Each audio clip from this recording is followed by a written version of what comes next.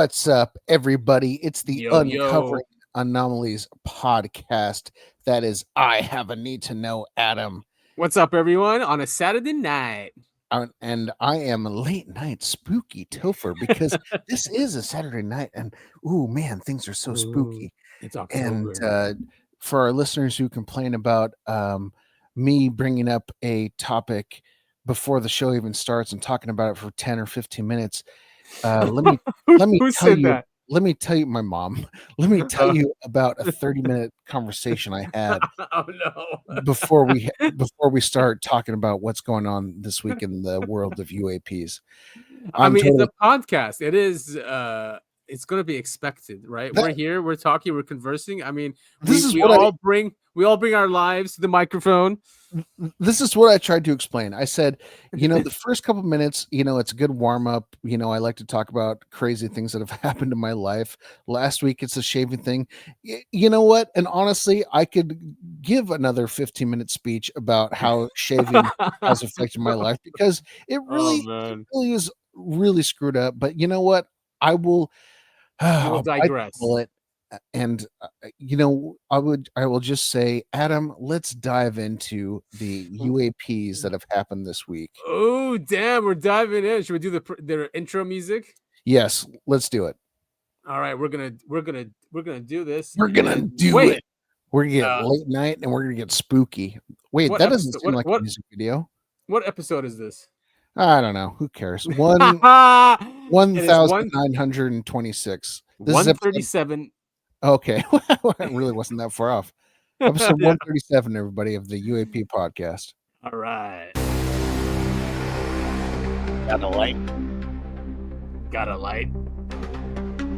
In a land of glitches, there's a podcast to find. Voices from shadows deep and unrefined. Anomalies whisper through the connection so thin. Secrets unmasking where the truth has been. Tuned into frequencies from a dimension that hides ancient mysteries where reality collides. Alien code echoing in the cold starred sky. We unravel the questions that make reason fly. Uncovering the secrets that they want concealed.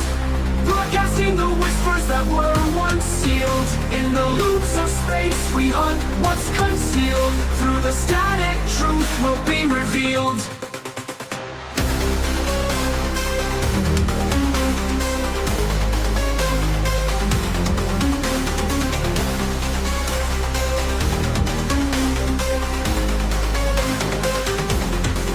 Voices narrating tales of interstellar rain.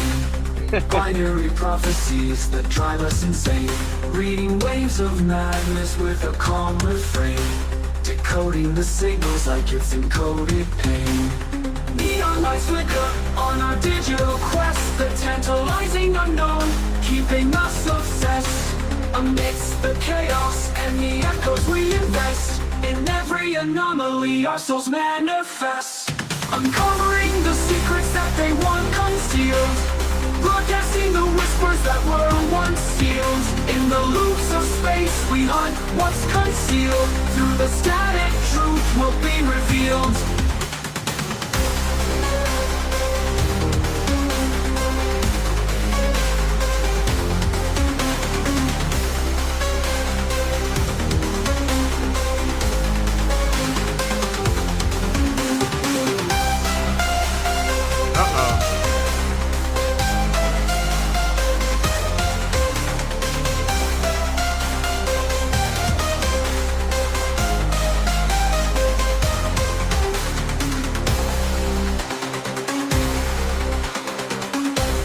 Man, I know I've said it before, but you did such a great job on that music video. There are so many things. There are so many things in that music video that are I'm just like, oh, I want to talk about this. I want to talk about that. Like, yeah, you could expand. You're right. You could expand on each one of those. Sections. You got the Men in Black. You got the one that really struck out to me this time was the Saturn hexagon. Yeah, you're right. It's so nuts, that thing. I wouldn't even know how we would do a deep dive on that because it's just It's something that's just like so weird and out there that how do you even begin to? It is all like if It's you so esoteric. I mean, you'd have to go into, I guess, the history of Saturn, the god, right? And then, exactly, yeah, yeah, and go then through that history, the different in Greece, I in was Rome. yeah, I was just Yeah, about to say it. And then you're talking about the Greek gods and the Roman gods, and then like how does that right. relate to UAPs? Like it's just like, oh man, such a good music video, man. You did a Sweet, great man. job. Thank you. Um, I Well, I that song inspired me. I gotta tell you that, and then I took it from there. I just saw that stuff, and then started putting in different clips in there, and and it links to the show as well, because we talk about the yes. the third temple, and it does link to UAPs. Now everyone's kind of talking about that, Mhm. with angels and demons, and what's her name, Luna, bringing up everyone should read the book of Enoch. It So just it gets me really inspired, and I want to get on the Chupacabra level of like I want to start doing Chupacabra stuff. oh, dude, you would be so good at that. So I sent you, because he put a Yes, you did. post. Yeah, he put a Yeah, new one up. yeah, he put, and yeah, but I mean, no, and he put a post about how he makes his videos and what he uses, what tools he uses. Yes. So that was really cool of him to do. He uses Mid Journey, and then another one plus Sona, or not Sona. Is it Sona? No, Suna. Suna, yeah, Suna, that's what I use to write the right. songs that we've used on the show before. Yep. The Mid Journey, I think you have to pay for though, right? And I don't. Yeah, if you're gonna do the storyboards and that stuff, yeah, you have to pay for it. Yeah, and maybe I should. Maybe that'll be my new hobby is sitting down and actually making Man, music you can videos. go viral. Yeah, and you can go viral doing that. And it's a great I'll way to make the promote the show show, go and viral. going viral, baby. Did you see this guy? He was another, not whistleblower, but he was supposed to go in the congressional hearing with the latest one. And he's a witness, military witness, and he saw this huge craft in Eglin Air Force Base. Well, And hell yeah. I mean, he's got a UFO in the background there. So I'm excited to hear what he has to say. nice, yeah. I have it on. I speeded it up just a little bit. If he's too quick, let me know. Sure. I'll decrease it. But it was mainly the back, and because of that, I was housed in a little medical facility right there in Eglin Air Force Base, and which is down near Destin, Florida, Panama City Beach, Florida, right on the panhandle there. So I woke up one night. I was woken up one night because I heard a large engine powering up and then powering down. It was shaking the building. It's a small building, a couple beds in the little medical bay, and then they had a little staff duty CQ specialist there. And I think he was a specialist or sergeant, but he was manning the desk, in case anything happens, has to wake us up. Fire watch, basically. Yeah. And I got out of my bed. I was in a framed, keeps your back straight. It's like I felt like a robot. Wasn't supposed to walk. I had these crutches, and I get out of my bed, and I make it to the staff duty desk. The staff duty kid was there. He was watching the movie. He had his headphones on, so he was more or less oblivious to the sound. And after exchanging pleasantries, because I wasn't supposed to be out of bed and I wasn't supposed to be upright, I asked him what this sound was, and he said that it's just the Air Force testing stuff, right? So I bum a cigarette from him. I step outside and I look to my left, and there's the whole cigarette thing again. See, remember my theory that they're banning cigarettes because they don't want to see UFOs. Yeah, no, I'm right there with you. It's always the story. I went outside to have a cigarette and I saw a UFO. No, that truly is always the case. There are numerous YouTube channels where you can listen to Army people specifically, not necessarily Army, military people, and who have seen UFOs, and it always starts the same way. They go, "Yeah, it was late at night. I went out I went outside the tent to have a cigarette, and on the UFO." Like that's always how they go. It's so crazy, and watch them just ban it from the military first. That's it. No more smoking. Oh God, if they banned smoking from the military would revolt. You're so right. I mean, everyone smokes or dips or does something because you're sitting around doing nothing most of the time. And it's a bunch of 18 and 20-year-olds. Right? Like I get it. Exactly. Yeah, totally, man. let's get to his event here. Yeah, let's do it. I would say 300-400 yards there was a clearing, and surrounding this clearing is these high mass portable generator lights like they use on construction for in roadways that you see and stuff, and highways and stuff like that. And I saw Humvees, military personnel out there, look like, and some black SUVs.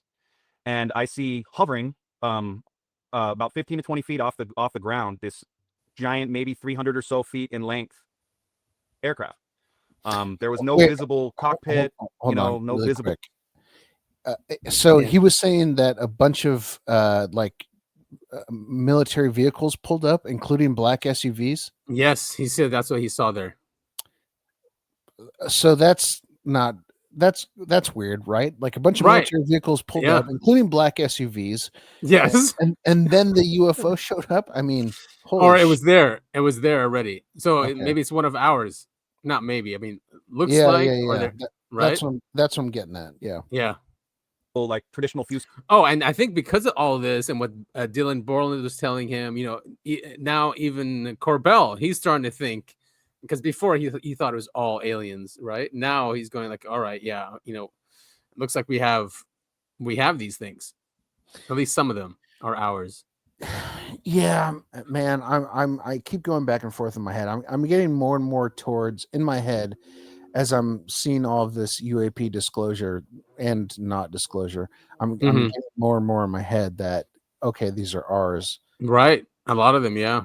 Yeah. Yes, yeah. I mean, it's been secret for so long, and look what they've given us, like in the white world. You know how advanced this technology is. Hey, that's racist. You can't call it the white world. That's right. It's not the black budget anymore. It's the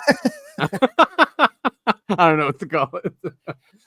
The non-white budget. There we go. The non-white budget.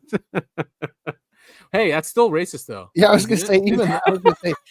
I said it, and even then, I was like, "Man, that even kind of sounds racist." Yeah, man, everything's racist once you get into that state of mind. Yeah. What's that phrase? On a long enough timeline, everything's yeah. It doesn't matter. Never mind. Go ahead. I know what you're saying, though. Yeah. Yeah. Fuselage or engine, like I couldn't see. It was different to me. So right about the time I get out and I notice this, it hovers. It goes straight up, and when I say hover, I don't mean in a traditional sense. So when you think about any fixed wing aircraft, any bird that we have known to man right now, even a rotary bird, it oscillates when it hovers. This just goes straight up and it's dead quiet. Nothing, not a sound. I could hear the buzzing from the generator lights, right? So this gets about to the canopy, like height, a little over the canopy, and does a slight bank and takes off, and it rips right over the canopy, like looks like it was heading northeast. And which I'm guessing, I honestly couldn't remember. Just, I don't know, sometimes, you feel like your cardinal directions, like which way's home. Anyway, this aircraft, when it banks, I can see that it's a perfect triangle, and it's gigantic, and it has a white light at each apex of the triangle and a large white light in the center, and it takes off and it zips out of sight. I mean, Mach something we don't know. And I mean, it takes off, and the biggest shock to me at that point was there was no audible report. There was nothing, like something going that fast, it's going to bust the sound barrier, you're going to hear it. And I heard nothing. And at that point, again, it was just the buzzing of the generator lights out there. I watched this as I'm smoking my cigarette, seemingly do several touch and goes, but it doesn't go down at that little drop zone that it took off. It just comes back, stays there for a couple seconds, and then takes off again. Comes back, stays there for a couple seconds, takes off again. Whoa. And at that point, I grew bored of it, and I was impressed, obviously. But I'm like, okay, this is our military testing some awesome technology, and again, this isn't my wheelhouse, so I'm not, I'm not really realizing that this is some sort of 0-point energy or something that we've never seen before. So it's nothing like I've ever seen before. I've never seen any military or civilian bird have the capabilities that something like this has. Again, there's no signage, there's no visible cockpit, fuselage. There's nothing that I can see that would make me think it's any kind of traditional bird that we've seen or I've heard about. It takes off, and I go back inside, and that's it. So the biggest thing to me, and when we were discussing it, is the notable observations, and that there's the zero oscillation, right? The propulsion and noise, there was no audible report, no hum, nothing. What was it? It lacked like an obviously visible cabin, any signage, engine housing, exhaust systems, and it's the sheer speed that was one of the most notable things. So yeah. I want to.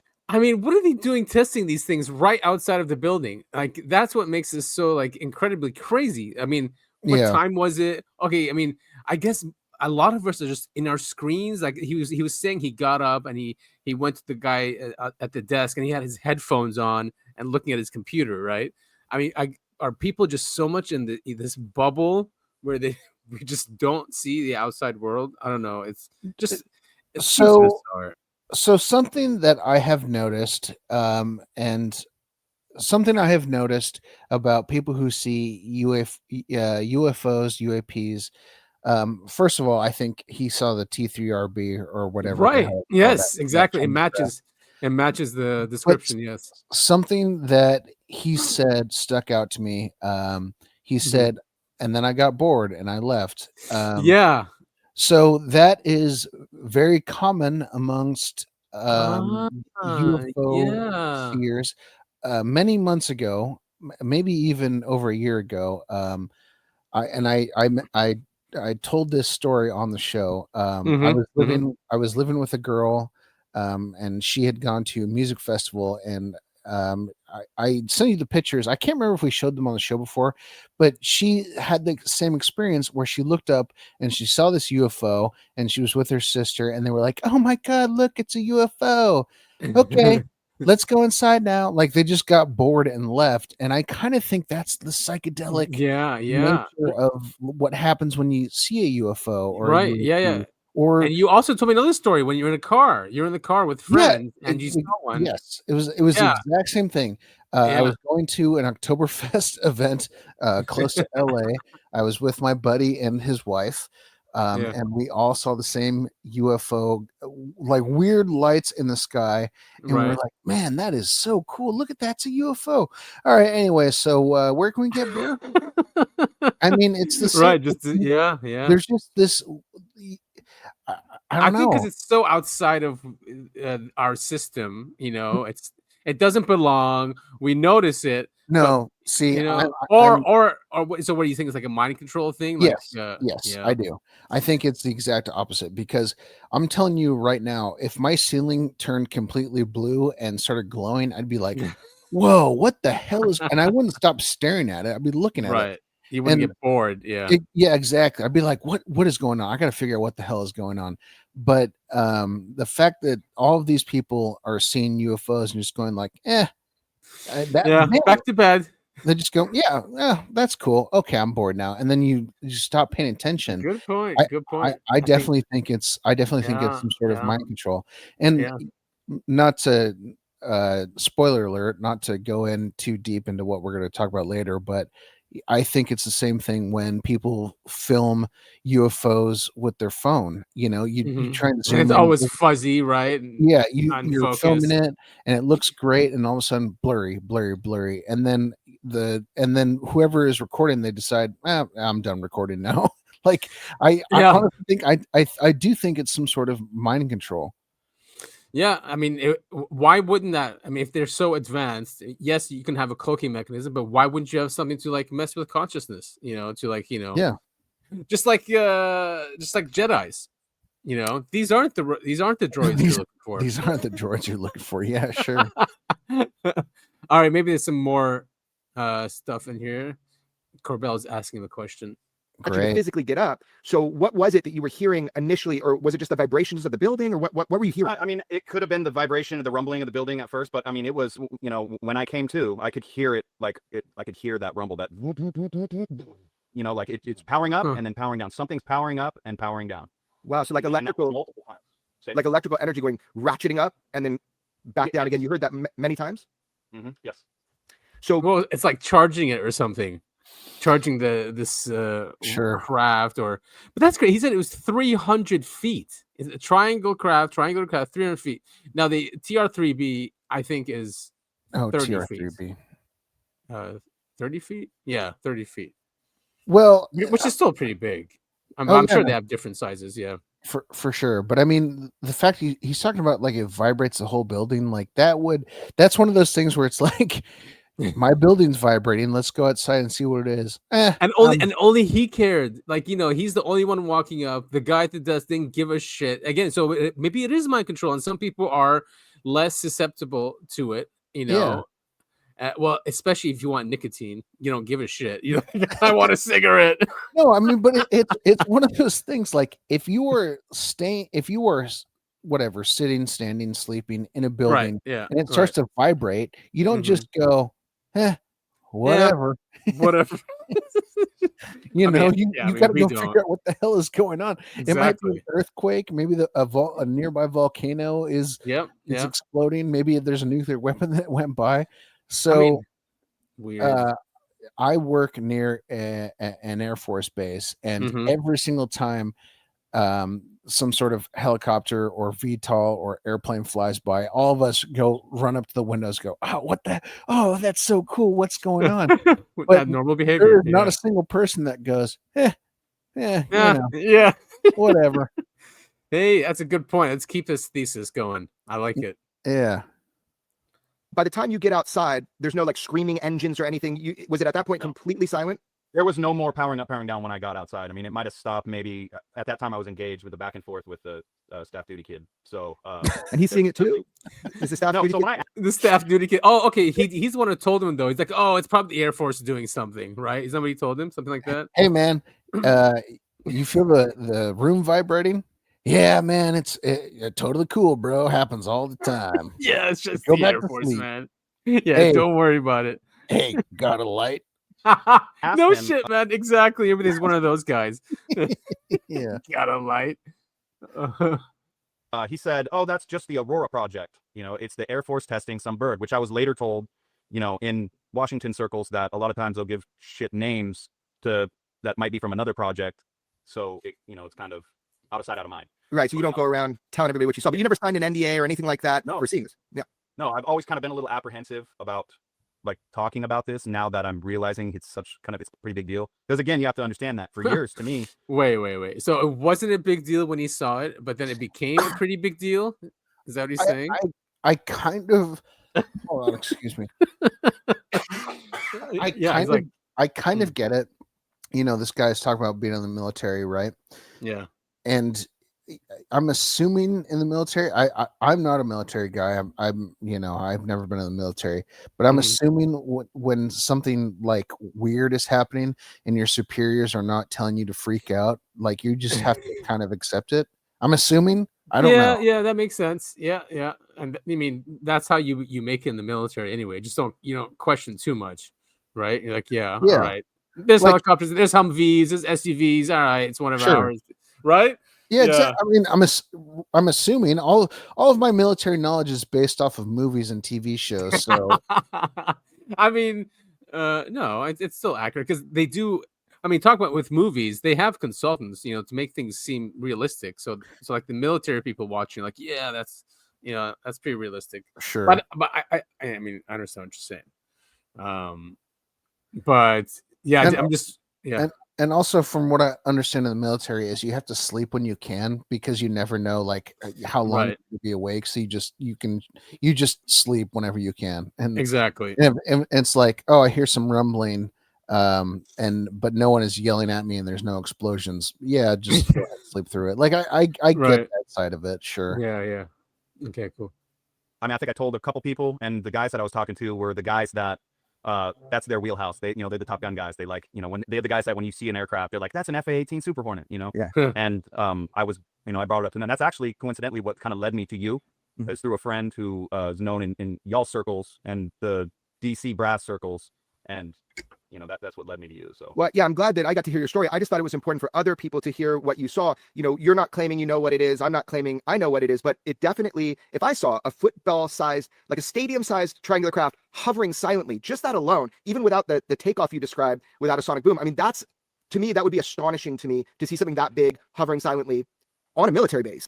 Not just that, he said it went and then came back and went and came back. Like it would leave and then hover again, right in front of him. Sure. Leave and then hover again.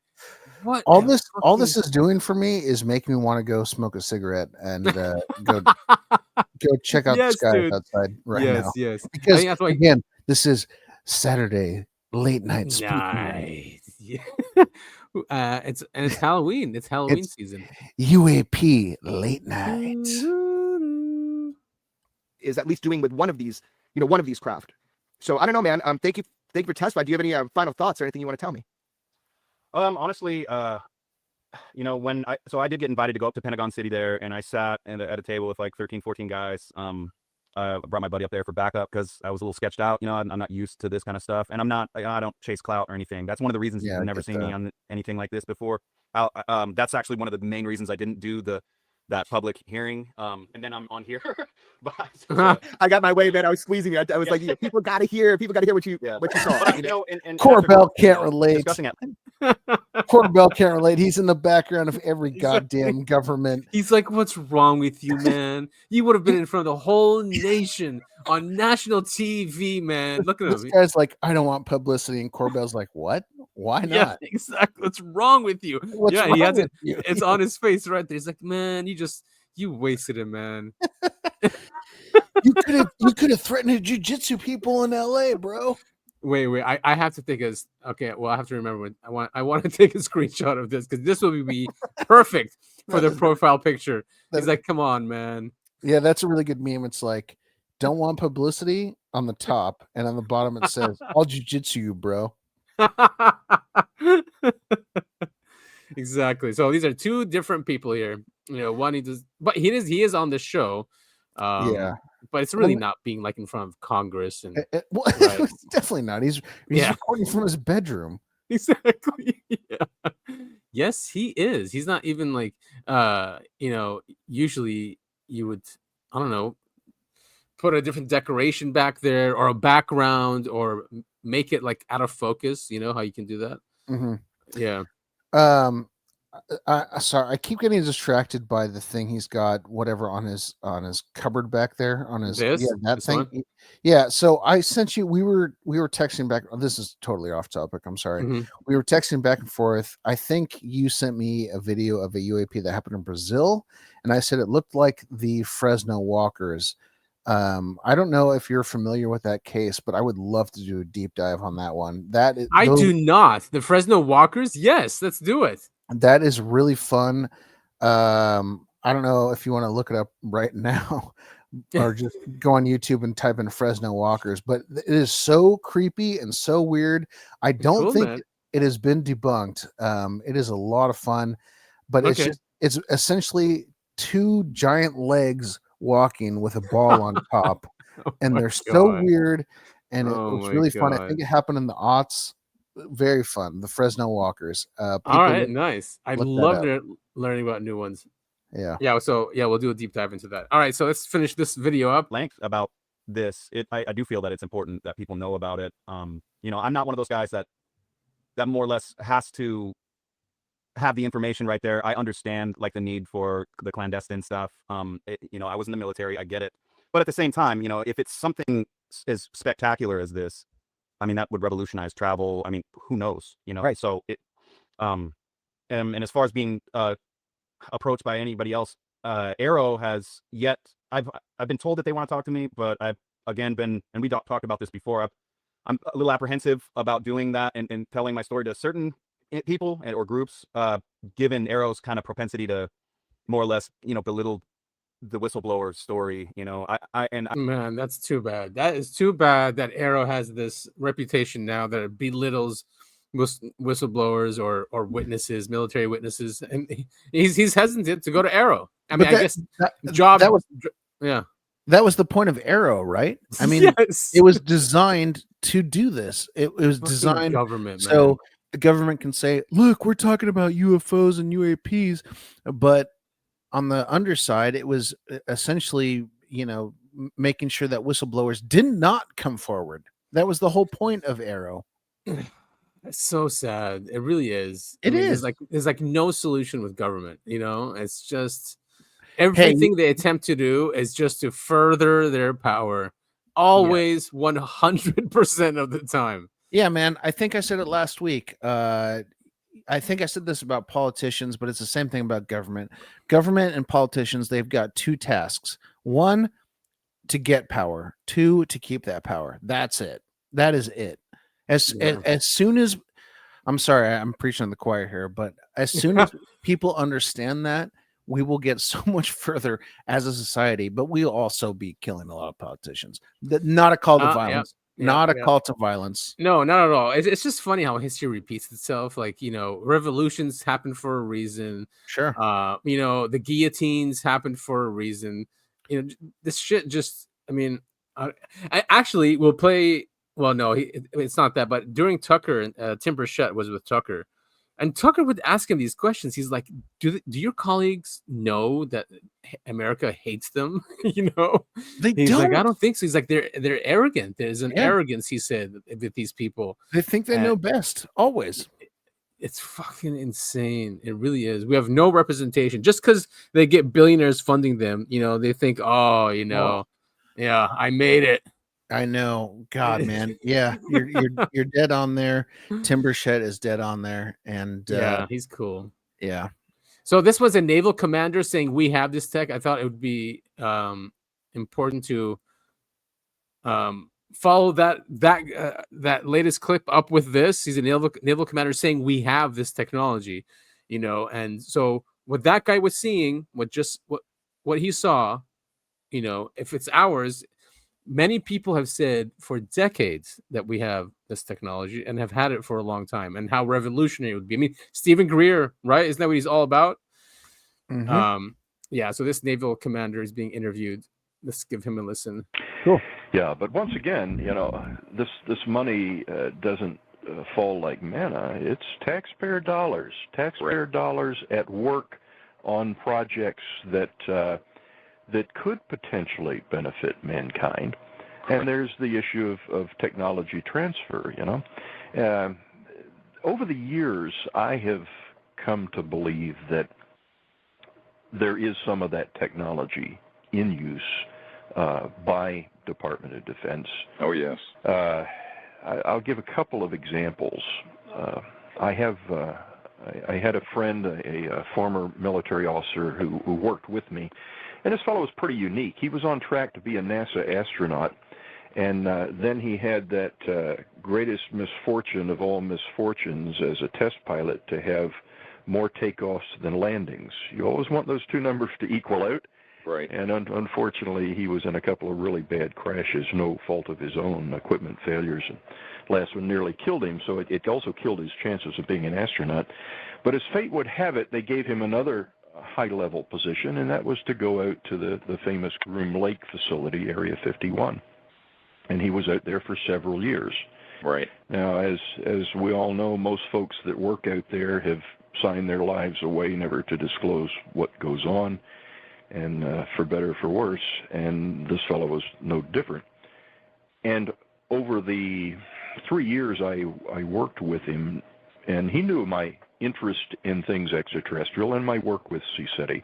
Never once did he mention any of his work out at Groom Lake or any association between that and anything extraterrestrial. And the day I was leaving the command, he took me aside. He said, you know, Will, some of the folks you talk with, maybe some CSETI researchers, may see objects that are doing, you know, Mach 9 and then suddenly make a right angle turn, and you say, well, gosh, that's got to be an extraterrestrial craft.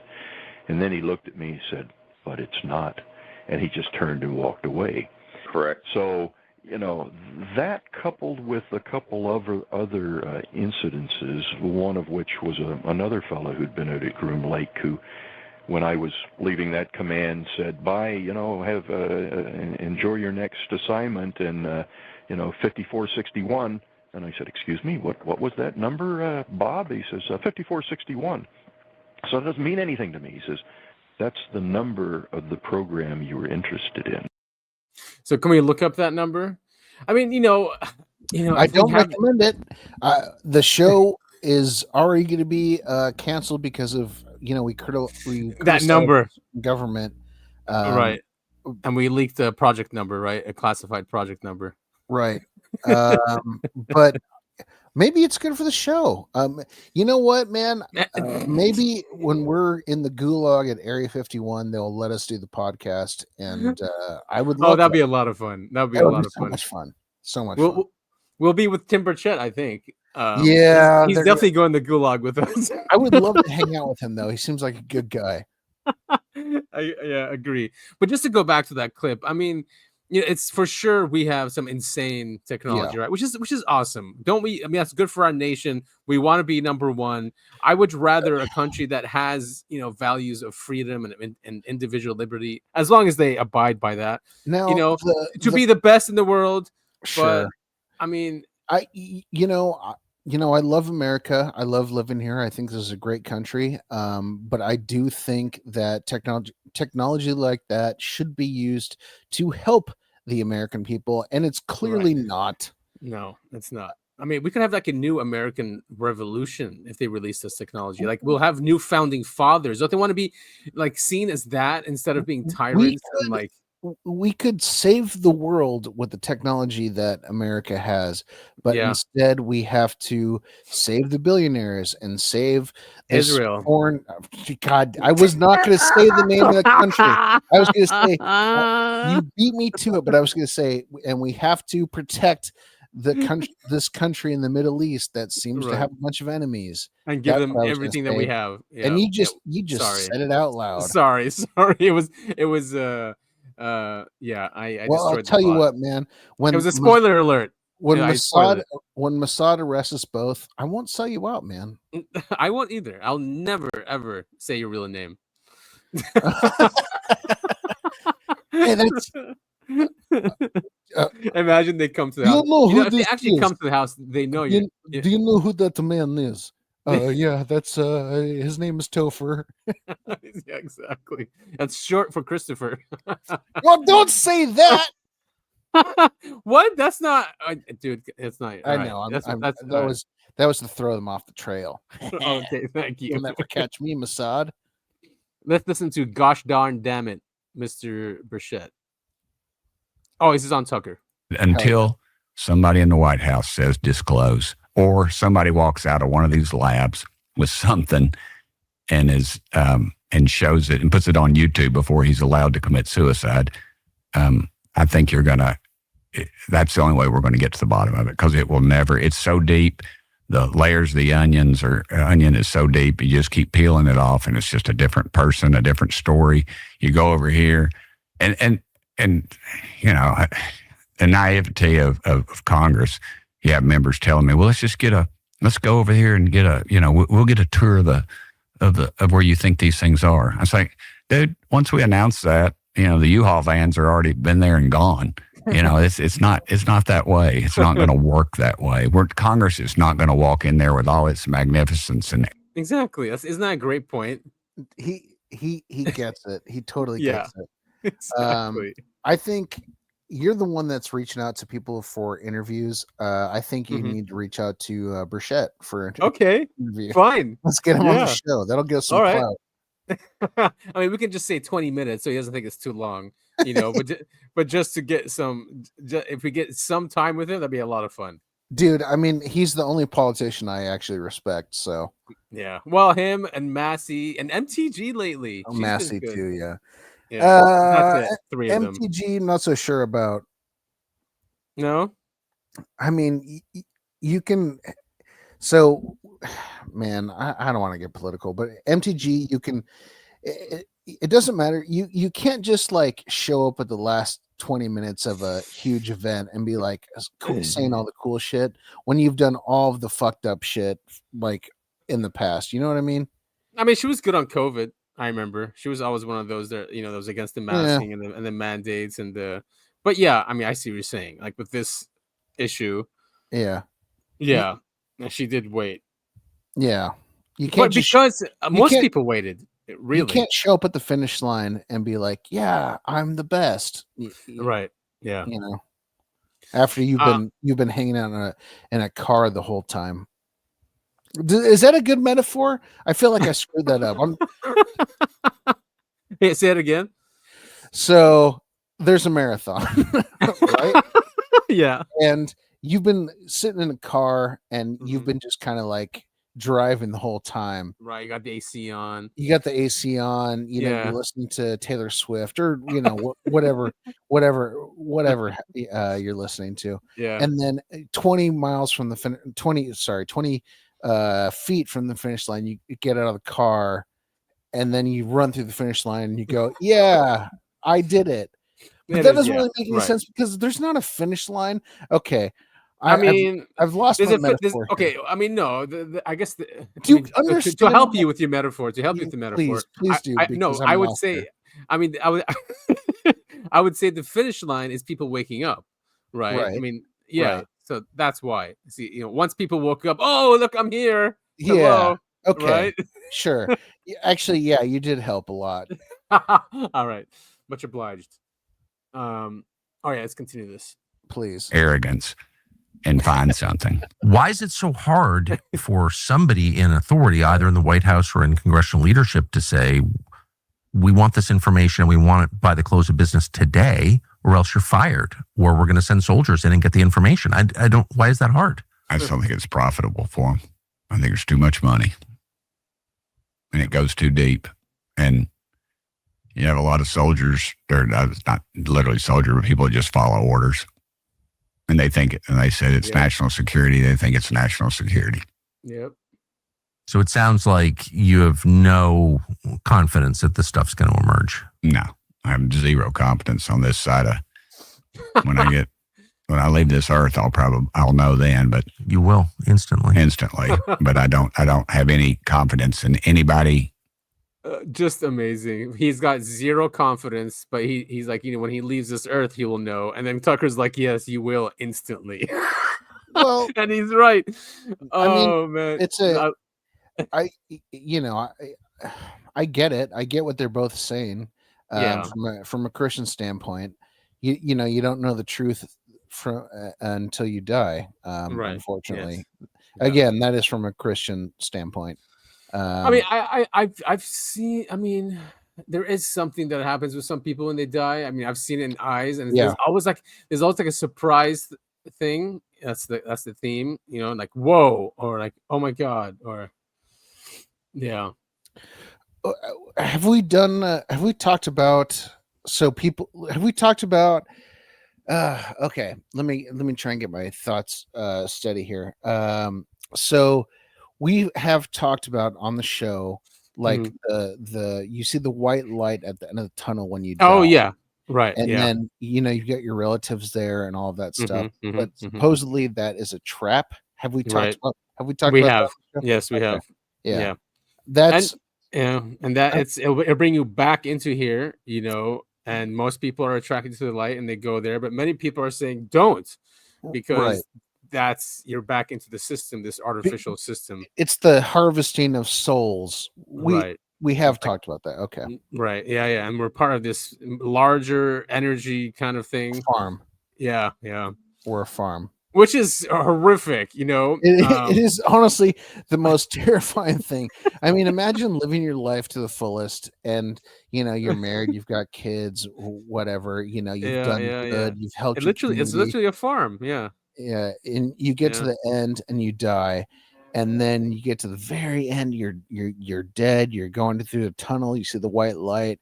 You see all of your relatives there, and they just go, "Nope." Go again. Like, dude, yes. I can't think of anything more depressing than that. So there was a remote viewing session that this guy did, and you know he was pretty big, and I downloaded it, but you can't find it on the internet anymore. But I have it, and listeners, you heard it here first. Adam has the only recording of whatever this guy is talking about. Right. He'll probably like, because he's the one who he actively goes and takes them down, but they remote viewed. They were trying to remote view. Damn, I'm forgetting the name now. It's a Hindu thing. Samsara? No, maybe not Samsara. Or it's when you can leave this artificial karmic wheel thing, right? The system, the reincarnation, and so they were trying to remote view that, and what they saw was these huge beings, you know, with like glowing eyes, and that they'll take the souls and just bite off the tip, which was what we remember, like our life, and then it goes right back into the. But then they saw that it was part of a larger system or a larger machine that was creating energy for another whatever realm or something like that. It was fucking crazy to listen to. Yeah, I'll send it to you. We should play on the show if I remember. Definitely. I'm into all that stuff. So yeah. All right, cool. I mean, in a way, it makes sense why religion was given to us, right? And this world does seem free and vast and whatever, so we're not too tortured by the prospect of it. It is like, taking care of your farm animals. Oh man, what a terrible way to put it. All right, you sent me this. Astronauts Yes, set to reveal a 50,000-year-old human civilization lived on the moon. That's not crazy, but what? I didn't see this on my radar. So the moon is very weird. Right. AJ over at the Y-Files, love the show. We keep shouting him out. He'll never shout us out though. Come on, AJ. Honestly, I mean, he's huge, but he has an episode about the moon and how weird it is, and it is really weird when you start looking at moon. Like, so everything our about observable universe is strictly it's regulated to our solar system. We can kind of like look at different planets and stuff outside of our solar system, but honestly, there's not a whole lot to decipher. But like if we look at moons at other planets like Mars, you've got Phobos, which is all of them, potato. You've got Jupiter with all these other moons. They're essentially just asteroids. Our moon is huge compared to other moons, and it's shaped in a certain way, and we can only see a certain side of it. It's locked, and it's locked to us. One side of it is locked to us. That doesn't happen in the solar system except with our moon. It's and then hollow. relative size. It's hollow. It rings when we throw bombs at it, apparently, and I mean, it rang for an hour when NASA landed on there. It's just and there's the whole thing with the soil. Like if you dig it up, oh man, it's so weird. Honestly, I can't even explain it. Listen to The Moon is Weird by the Y-Files. Right, and there's great books too. I mean, like Who Built the Moon? That's an amazing book. And we've got their conclusions. We have weird history where like the moon was like it did not exist before the moon. Before the moon was there. I mean, exactly. That ties into like what Jason Giorgiani tries to say, that this was a species that that is us, but future us anyway. And that's a long story, but that they brought it here and they had to make it more habitable for themselves. And that's what the moon has done. It has stabilized the planet. It has made it full of life. I mean, the moon is a huge part of our human development. It is. Yeah, it really is. And life on Earth in general. Yeah. And then, David Icke has books about Saturn, the Saturn Moon Earth system. That Saturn is actually projecting this 3D reality we have through the moon. I mean, he wrote that stuff like decades ago. Hell yeah. Yeah. But yeah, that's a great episode on Wi-Fi's. Great summary. Of course, his research team is amazing. They really are. Yeah, of course. Yeah, and they weave a great narrative. Have you thought about hiring a research team for us? We can pay them with Listen, we'll get you exposure. Yes. We'll use your name. We can't pay you with American money, but we can give you exposure.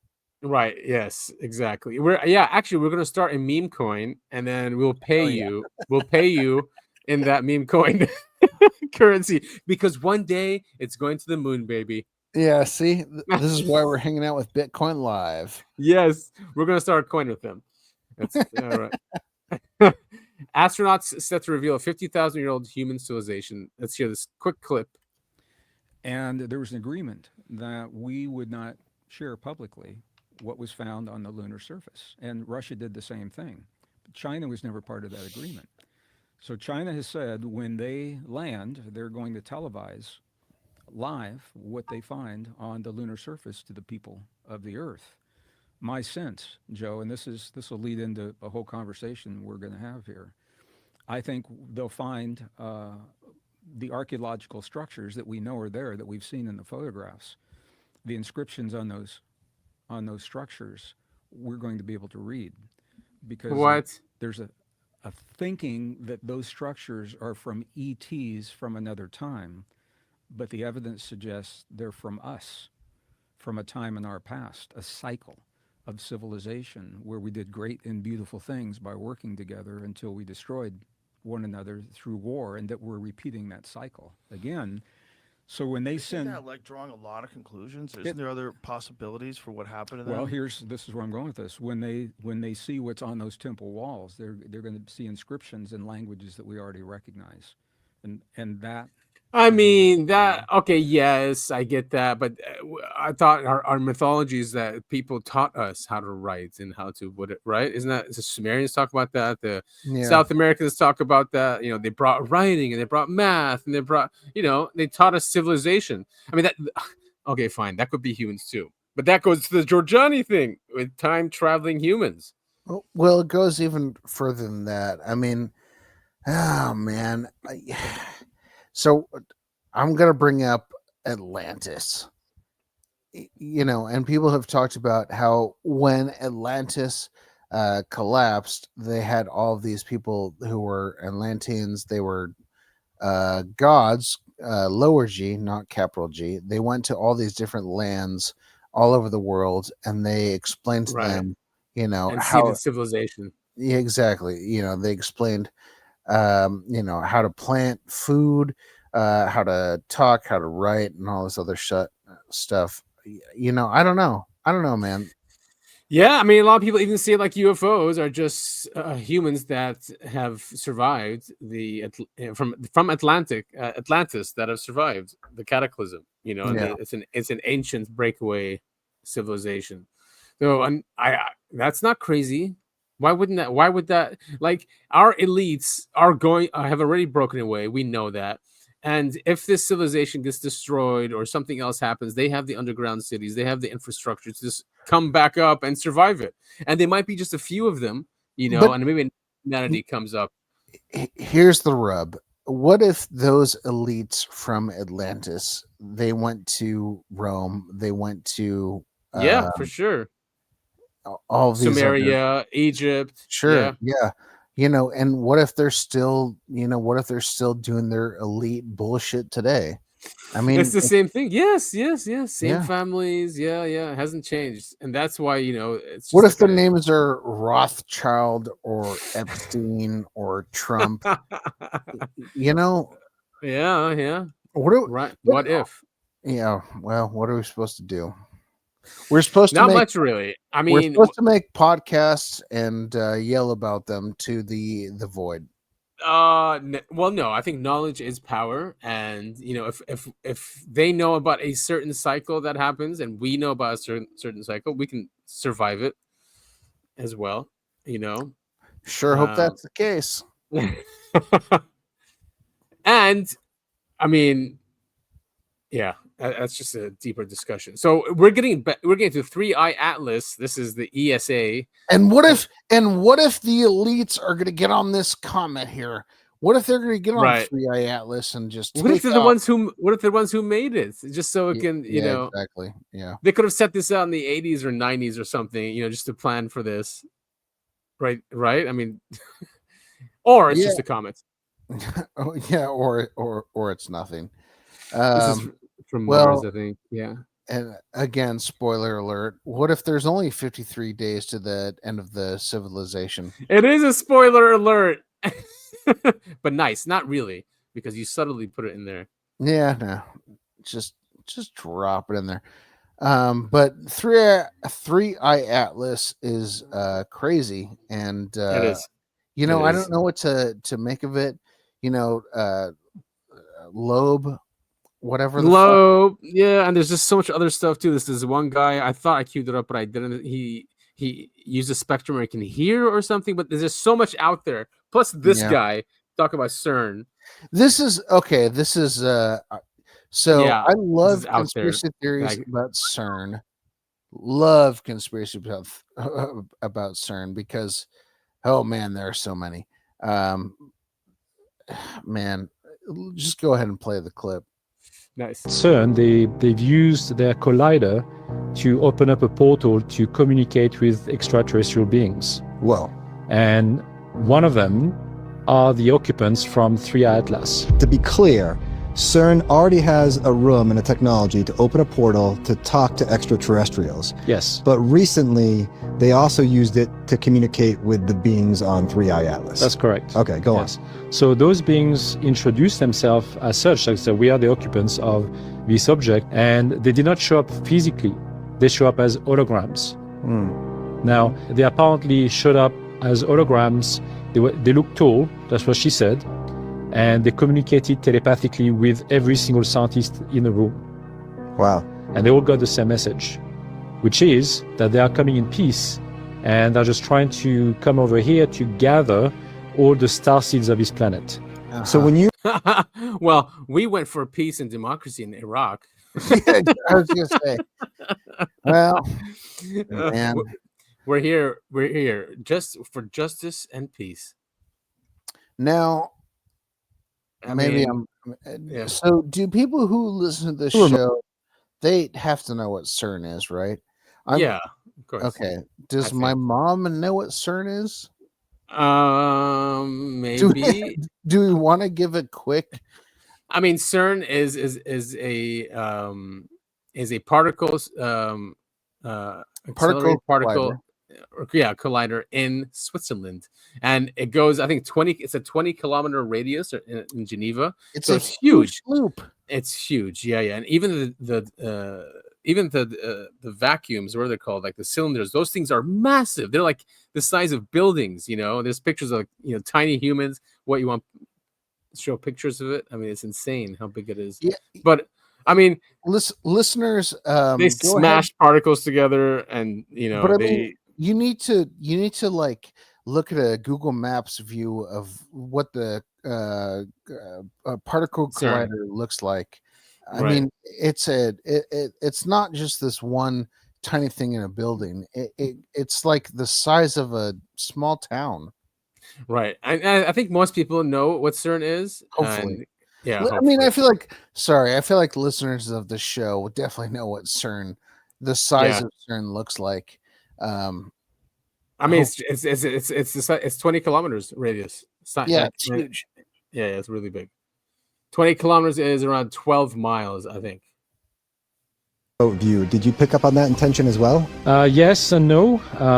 I believe that the Draco reptilians, will be coming to Earth. Draco. But as to know what the exact intent, that I couldn't really say. Well, this is an extraordinary development. It is. You remote viewed 3i Atlas. Did you do that on your own, or were you tasked with this assignment? I was tasked by the same intelligence people I'm working with to look at the object, because those had concerns. But what I saw as a remote viewer was a mothership with occupants on board, and they were mostly Draco reptilian occupants. Okay. That's what I saw as a remote viewer. And that was corroborated by other remote viewers seeing the same thing. That's correct. Yes. The ship and Draco. That's correct. One of them is John Vivanco, who is also a known remote viewer, and he announced it publicly as well. And other people from the Stargate program as well. So they basically all came up with the same idea. All right, Draco reptilians are on 3i Atlas, everyone. Well, okay, so here's the thing about remote viewing. It's about like I don't even want to guess a percentage of how accurate it is. But who was the guy who was remote viewing on the moon and Mars? What's his name? Very famous. McGonagall, something like that. No. Oh, he worked with him. Ben Spoons, I think. Ingo Swann. There you go. Yeah. Ingo Swann. Ingo Swann, very famous remote viewer. I don't know his accuracy, but he was pretty accurate. he was weirdly accurate. Yeah, insanely. Obviously, he's not a part of what we're talking about right now, but I'm just saying, remote viewing it's something the CIA studied in. Well, they're probably still studying it right now. Yeah, they're definitely still doing it. Yeah, this programs. But yeah, I mean, they standardized it, and you can get trained in it. And I've done it even, and it's crazy how it's done. It's basically training you to use your subconscious and not your conscious mind to see what's there. Because you have to. It's imagination that ruins it and clouds it. Yeah. So when you use your subconscious, you just see. It doesn't matter what the distance is. It's fascinating. Very fun, very fun stuff. It's, I will say, dubious at best. Even though I am someone who believes in that kind of phenomena, who knows what reality is, right? No, I mean, basically, reality is consciousness. Base reality is consciousness, is what I've come to see. All right, so here's Loeb talking about 3i Atlas. This was just a couple days ago. We did get one report that as 3i Atlas gets closer now to the sun, telescopes here on Earth are picking up other objects flying alongside it. Is that accurate?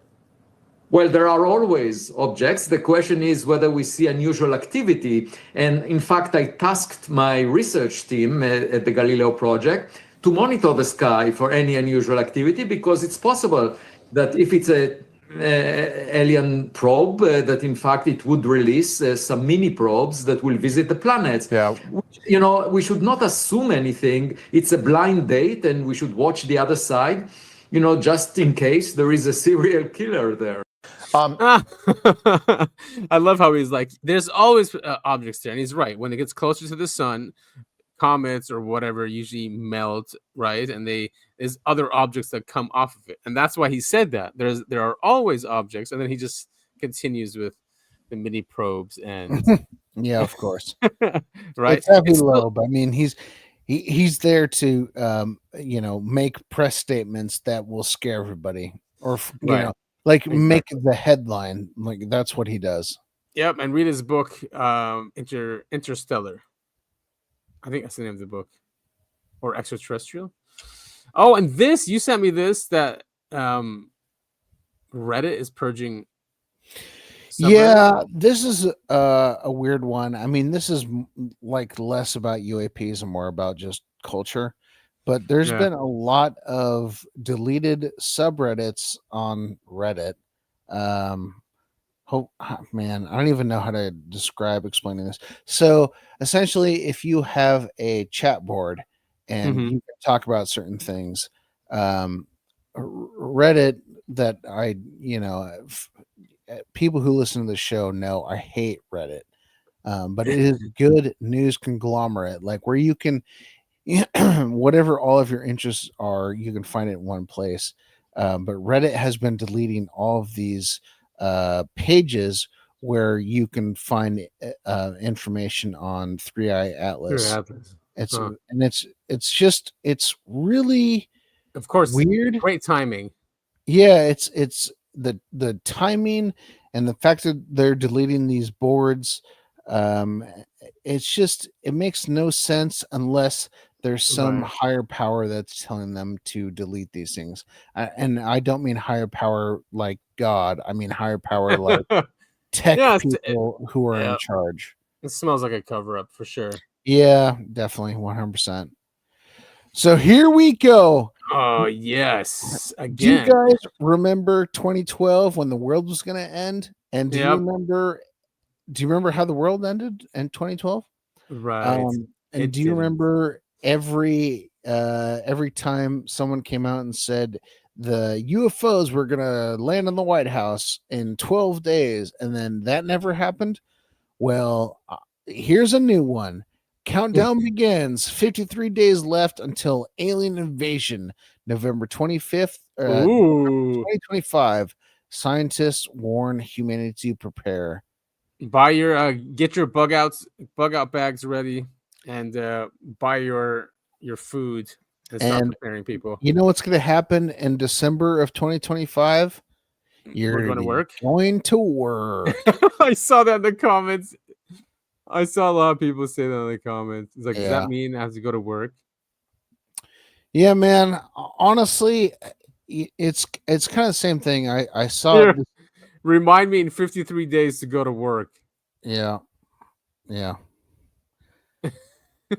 I mean, I don't know. It's kind of the same thing always, and it's kind of a shitty reminder of the life that we live. That like, let's say civil war broke out tomorrow.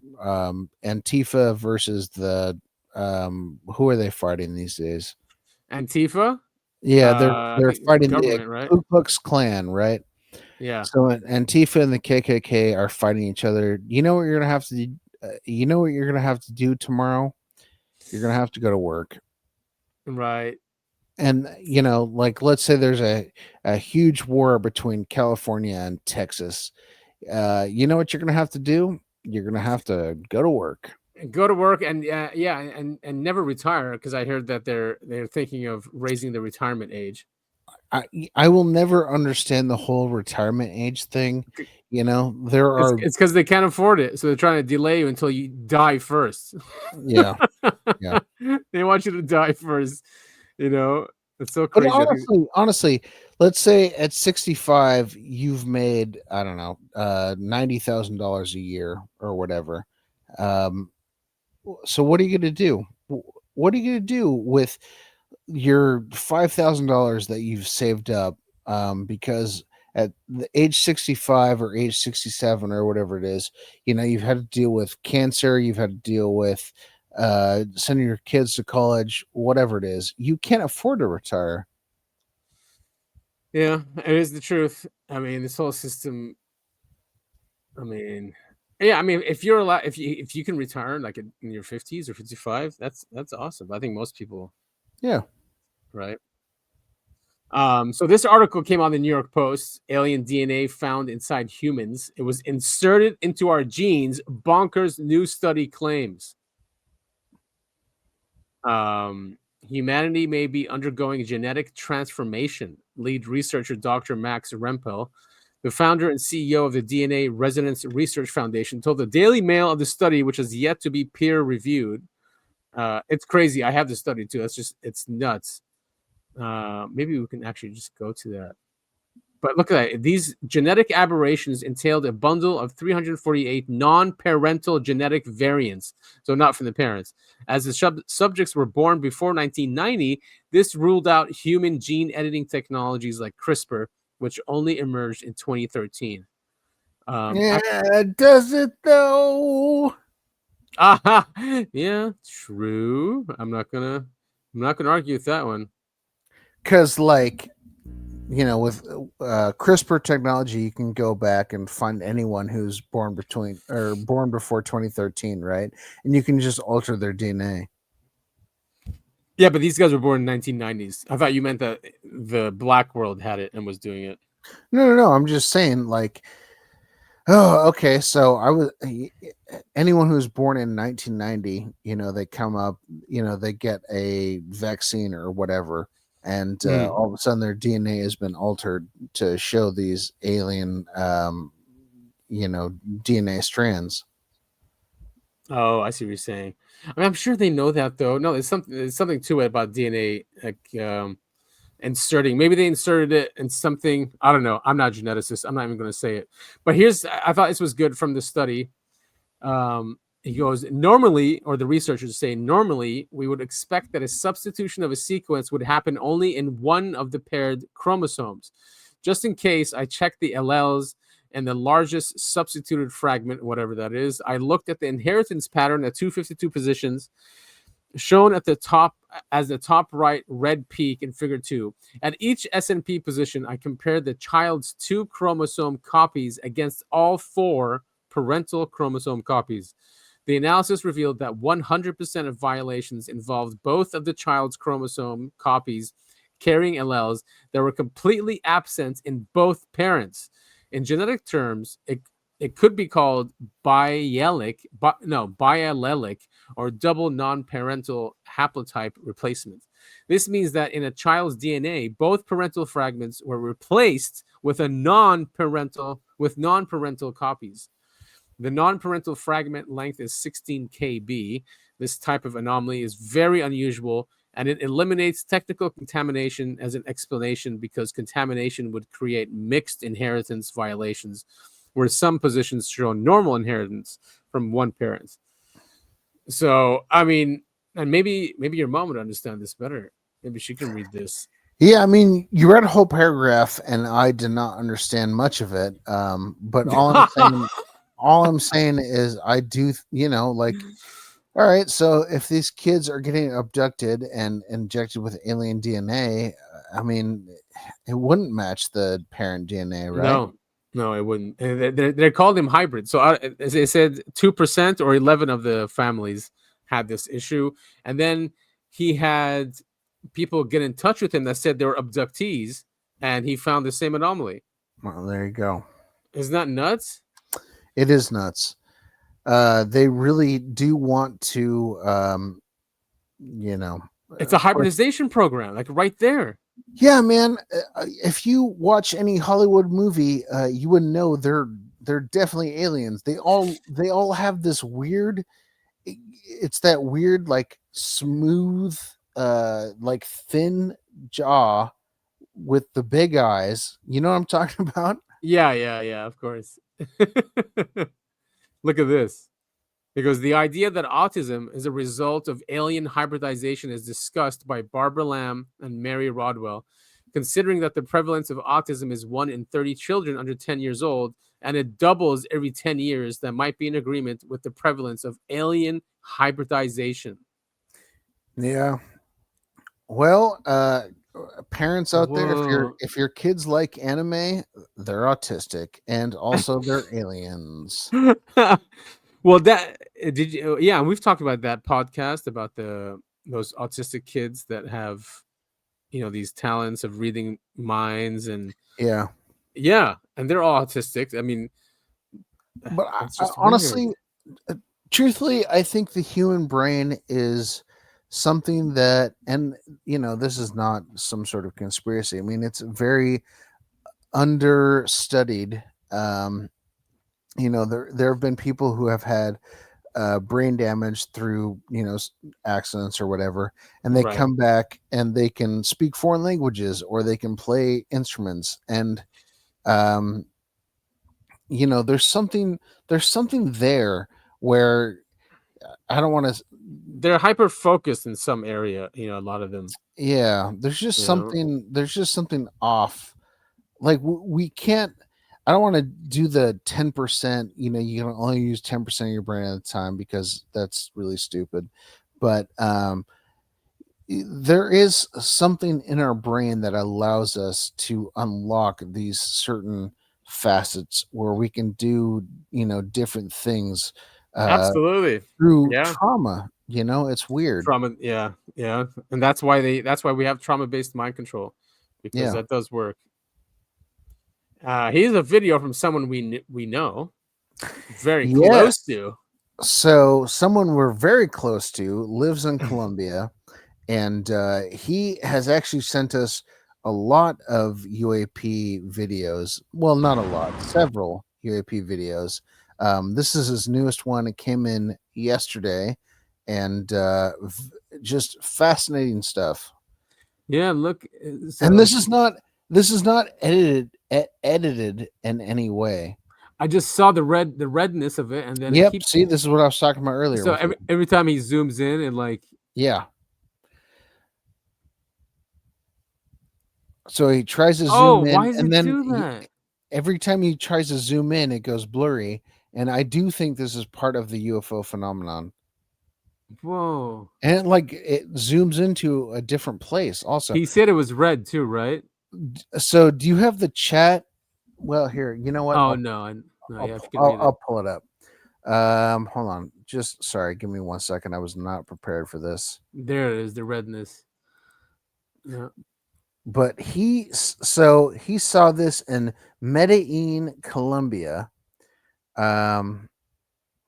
He said it was in one place and then it appeared in another place. It kept popping around. Whoa.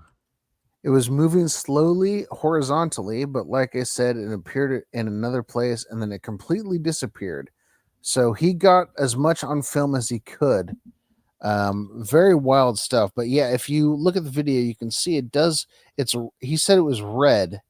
Yeah, right here. You can see there's a red. Let me Yeah. see if I can zoom in. No, this is the most. Oh no, here we go. Is that But me he doing it? tries Oh, to no, that's zoom him. in, and everything goes cattywampus. Yeah. It's so weird. Every time he zooms in, it like trips out. It's like, Yeah. they're right there. Yeah, see, It exactly. does the same thing over and over. Yeah. That thing. Can you play it from the beginning? So yeah, right see? there. Yeah, Tries to zoom in, goes all weird. But he said it was a lot larger than Boom. what's on. Yeah, look, there it is again. As Yeah. usual, cameras don't really depict exactly what's there. But that's what I was saying earlier. Is I don't think it's a camera thing. I think it's a UAP well, thing. I mean, in general, I mean, even like the moon would look different. Sure. In the camera. But I mean, this is a great. This is very weird. Yeah, it's just. I mean, and we've shown lots of videos in Colombia where things are just hovering. Yeah. Colombia does seem to be having a flap right now, and for the last year, I don't know what's going on in Colombia. Yeah, and here's one in Argentina. This is a great one. This is a great video.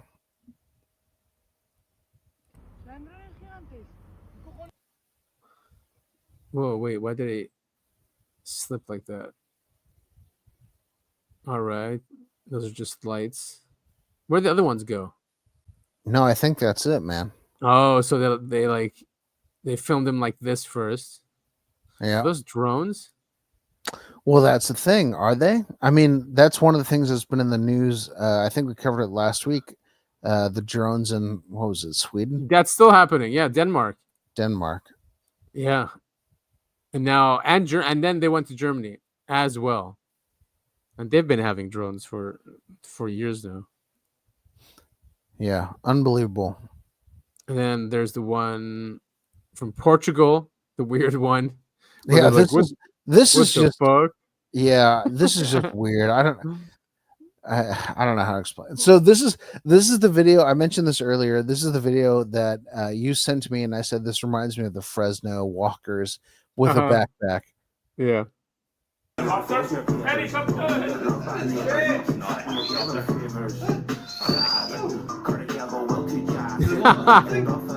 that thing. Having a block party and shows up. It's a UAP.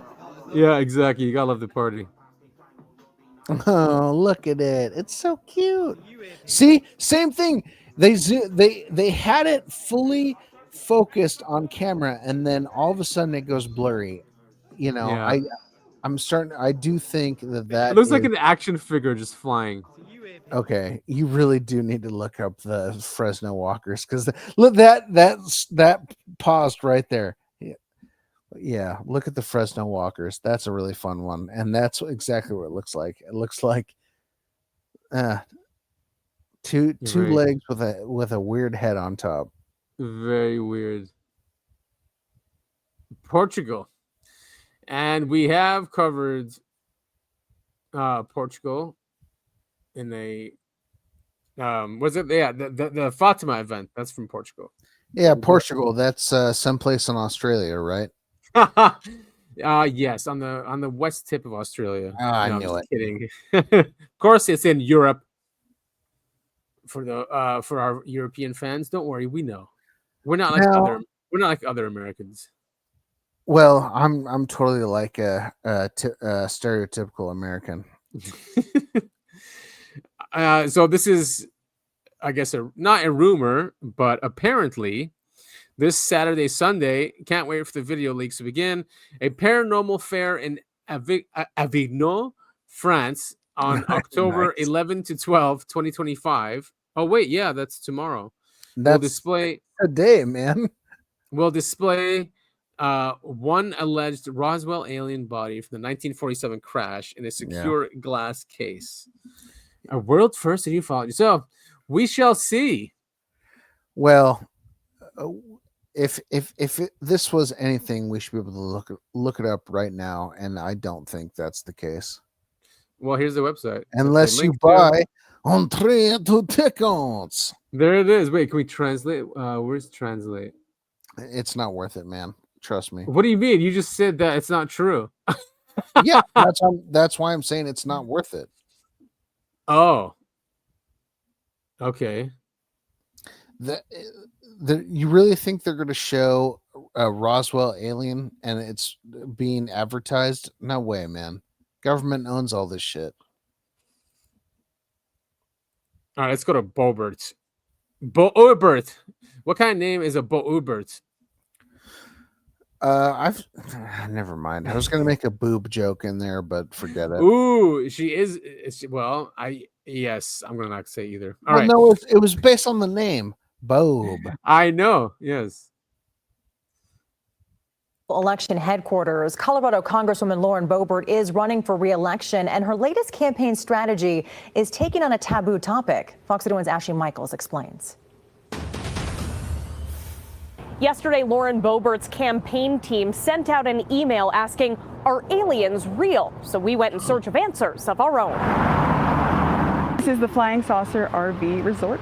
And while it's not in Representative Lauren Boebert's district, some living in this Sheridan community also want to know what's up. I think that aliens in general are absolutely real because there's got to be something out there. Boebert's campaign team is now tapping into that curiosity with an email blast demanding the truth. It says for decades, our government has shrouded the truth about UFOs in a veil of secrecy. She goes on to question whether there are aliens, foreign adversaries, or secret government programs. She put this out? Fox 31 Democratic analyst Andy Boyan says outlandish ads are often used when candidates are desperate for money or voter support. Neither of which I'm seeing right now. So I'm not really sure why this would go out to conservatives in her district. This is almost a cry for help in politics, to be honest. But Boebert's campaign team says the message is performing extremely well because people want answers.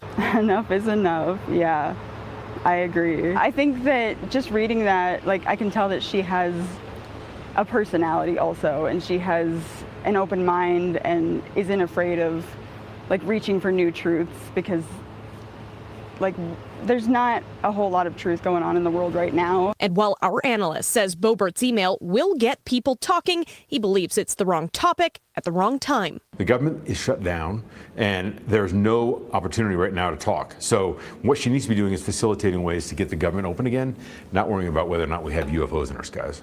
This is... Yeah, shut up, Boebert. Don't be talking about shit like that. Just focus on... Man... Listen, I want to know about aliens and UAPs as much as the next person, but it's not going to come from the government. I mean, No. Trump proved that. He campaigned on, what's going on with the New Jersey drones, what's going on with Epstein, and guess what? We didn't learn what happened with the New Jersey drones. We were told they were FAA approved flights. And FAA approved. we were told that, Epstein, you're still talking about Epstein? I mean, fuck that. Yeah, you're not going to get it. It's not a thing to campaign on because the people know that you're not going to tell us the truth. We need catastrophic disclosure going way back to episode, 62, let's say. Yeah, I mean, that's the only way. But will these people ever defect? Like the people in the legacy program? No, will they defect? No, that's the thing. They won't because they've got we're their not gonna cushy get it. jobs. And the second they come out and say, "Hey," They lose it all. Yeah, exactly. They lose it all. The second they come out and say, "Listen, we captured the aliens, Roswell, 1947, and this is what happened. And look, here's a picture of these aliens with huge titties." They will lose. They will lose their jobs. They won't even lose their jobs. They'll be killed. They will be killed. They'll be dropped out of a window like every one of Putin's people who run against him. Yeah, unfortunately, the system we live under just can't handle it. And they've put everyone more and more into the system. That we rely on so much of it is that if you get out of line, they can just destroy your life without really taking a shot. And God forbid if the UAPs land on the White House and not in the middle of Israel, every government in the world for some reason will shoot them down. Weird things like that, Right. Yeah. Well, especially us, we definitely shoot them down. And it's probably in skies like Mexico and South America more because they don't shoot them down like we actively do. Yeah. So this is what clip is this? Oh, it's a new movie, American Sasquatch, Hell by yeah. by David Paulides. He's done amazing research. He's the one who did the documentaries, the 411 documentaries, which are great. So this is a trailer from the documentary that's coming out. Nice. I've been a woodsman all my life, and then I've never been afraid of anything that's in the woods. But I am just a little bit afraid of these Bigfoots. When you go up there, you're in their backyard. They have been here for a long time. Oh, there you go. It's not simply some creature. There's two divergent thoughts on what Bigfoot is. One side believes it's an ape, gorilla. The other school of thought is it's multidimensional. There's a physical and a non-physical aspect to it. You've got Bigfoot, you've got orbs, and I mean, the two go hand in hand. You go have a Bigfoot sighting and then a UFO sighting or vice versa. There is high strangeness attached to almost every meaningful Bigfoot encounter. We started tracking this creature. The tracks disappear. They're gone. Some people know some things that they don't want other people to know. It's pretty surprising what we found. Skinwalker Ranch. Research on orbs, Bigfoot. There were unusual creatures on Skinwalker Ranch. There's a lot of information that doesn't get talked about. The paranormal things that no ape could certainly do. If you're out to solve the problem, you're going to have to know all aspects of it. I saw a Sasquatch and it vanished into thin air. Through the night vision, seeing something completely different. There's things out there we just don't see or understand. Has the ability to cloak. It rewrites history. They were astonishing to see. Right here.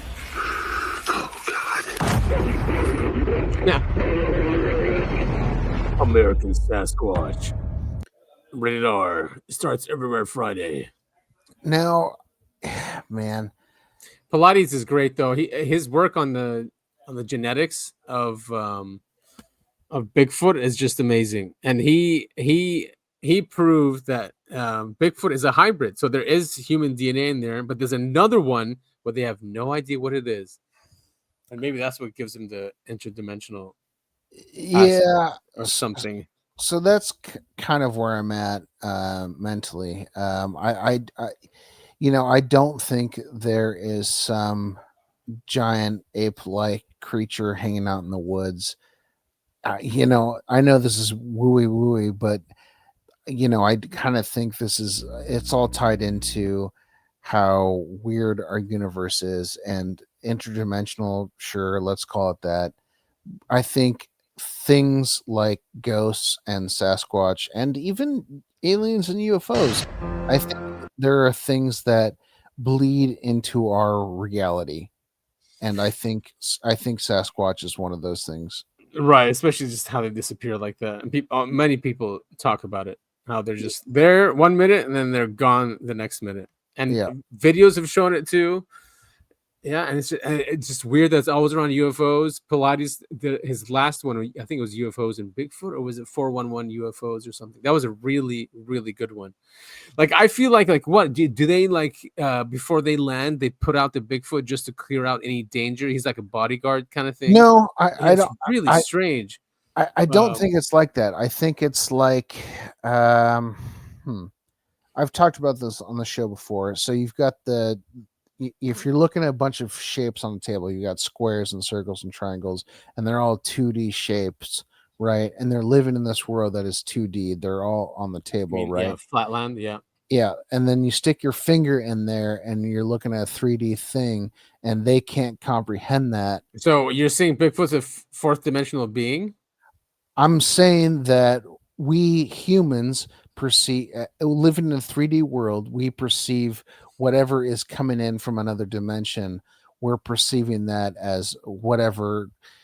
And I've said this before, like we've got the antenna in our heads and we're seeing, whatever is being broadcast to us, we see it as whatever has been programmed into our brains to see. Yeah, So maybe we'll see a ghost, we'll see Sasquatch, we'll see a UFO or an alien, or we'll see a giant talking taco. Like whatever your mind feels like seeing. Exactly. It's like Yeah. a reflection. Man, look, it's another documentary, another UFO documentary coming out. This is about Mantell. Not Howard Mantell. It is Thomas Mantell. That guy, he was like the first Air Force guy that crashed or was chasing UFO and got killed by the UFO. Yeah, so they're making a documentary about him. There's just so much activity in this space. It's just nuts, man. Because people are interested, right? Definitely, 100%.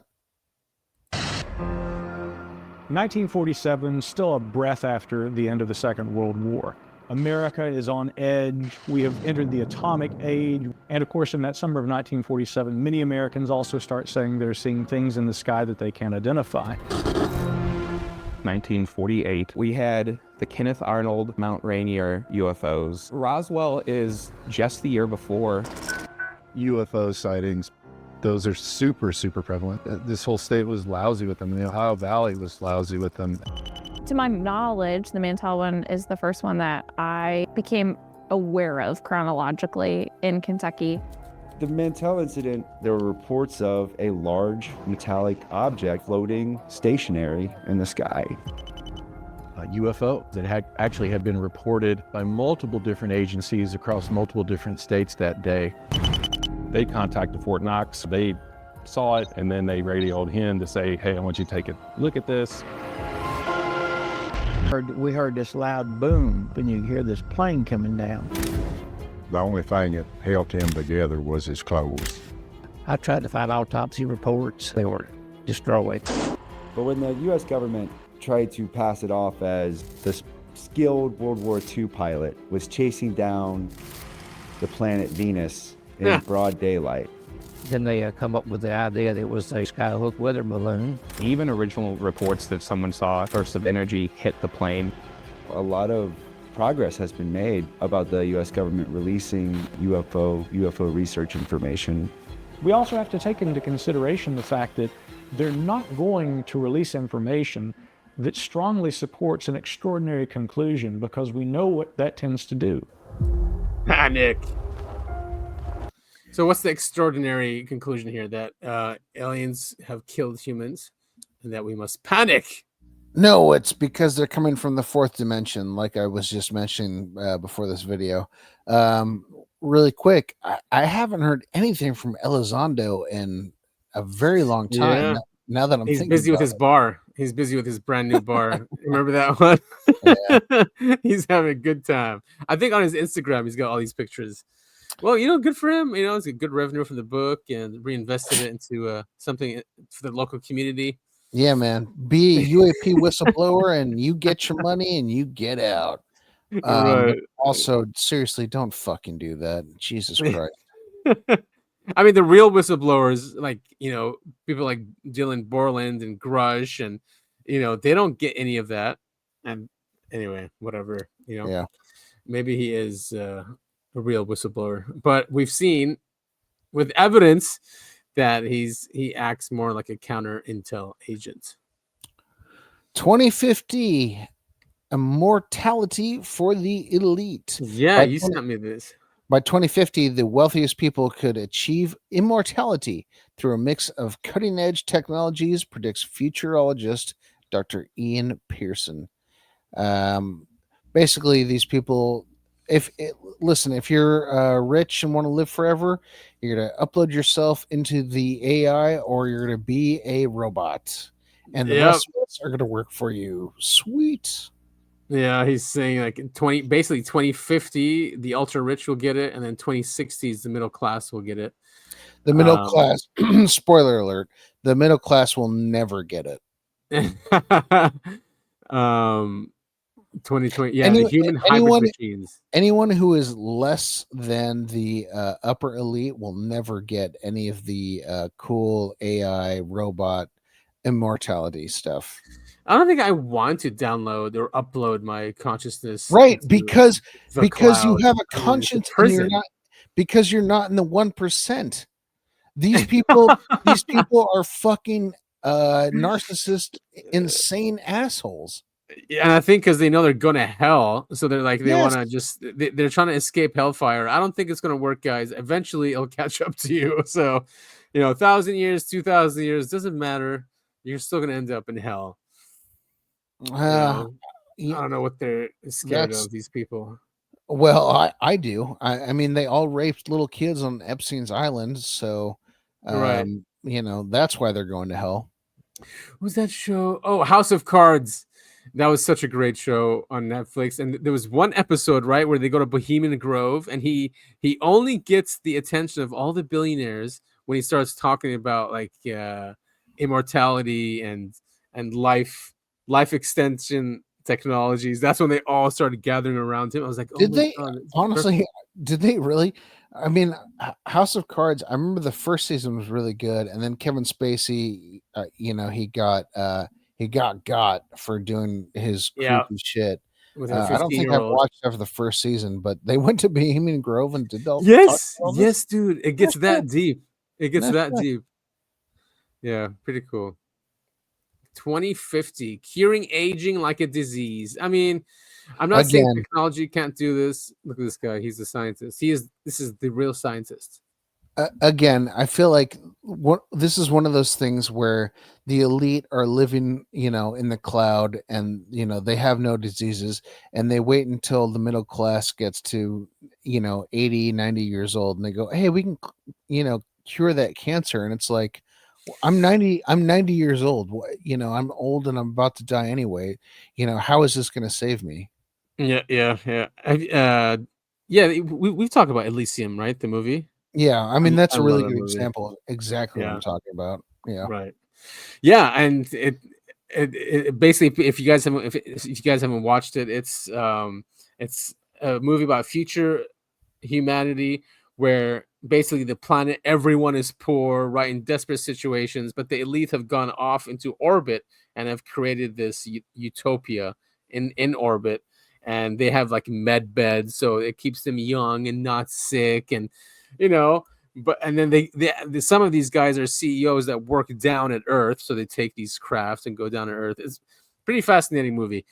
Everyone should watch it. Same guy that made District 9. Yes, yep. District 9. Neil Blomkamp. He made District 9, and I'm still waiting for District 10. Man, is it coming? I have no idea. Probably not. He's a very skilled director. Yeah, he and really is. I will always love District 9, and that's classic. Pretty much it. It's such a classic movie, though, and so well done. It's about South African apartheid. I mean, basically, yeah. Really just retold differently. Yeah. And just to go with that, this is a new robot. Okay, that came out. You sent me this. This is a robot doing household chores, and I don't think I texted you back about this. I was like, no. I can do these chores like a quarter of the time it takes this robot to do these. Some people's like, I have a 3-year-old that can do this. Why should I buy a robot? Yeah, I mean, just have kids. I mean, I'm a lazy guy, but I will never be lazy enough to not put a pillow on a couch. I know. Look at this. But still, its movements are pretty smooth, don't you think? I mean, this is still all the first generation of these things. Sure. It's just frightening. The second that I am too lazy to scoop popcorn off of a table, just shoot me. Man, there's a lot of people like that. Like teenagers. I don't think teenagers like to move. No, of Like, course hey, not. They're teenagers. right? Yeah. And so they'd love something like this. Tap tap. But what are you teaching your teenager if a teenager, okay, let's say you've got kids and your teenager can't scoop 3 pieces of popcorn off of a table and throw You've them raised away. a bad kid, yeah. You've raised a terrible child. Of course, yeah. I mean, not all parents are good, that's for sure. Many of them don't give a shit. They're just out partying, or someone else is taking care of them. Well, I mean, you're right, but man, that makes me really angry. And he didn't wash the dish. He just ran water over it. Back I don't know. Back in my day, we had to scrub the dish before we put it in the dishwasher. He made sure the popcorn was off though. Like it was right on the popcorn. Yeah, it's fucking stupid. That's literally these things are going to be in our homes. A 6-year-old could do that. Oh yeah, man, 100%. Listeners, we're going to be seeing so many of these. Just so you know, listeners, I will never have a robot like this in my house, because God forbid I can't. The only reason I would ever have a robot in my house like this is if I'm like bedridden and cannot move, because this is the most basic stuff I've ever seen in my life. No, we're creating robots to do this.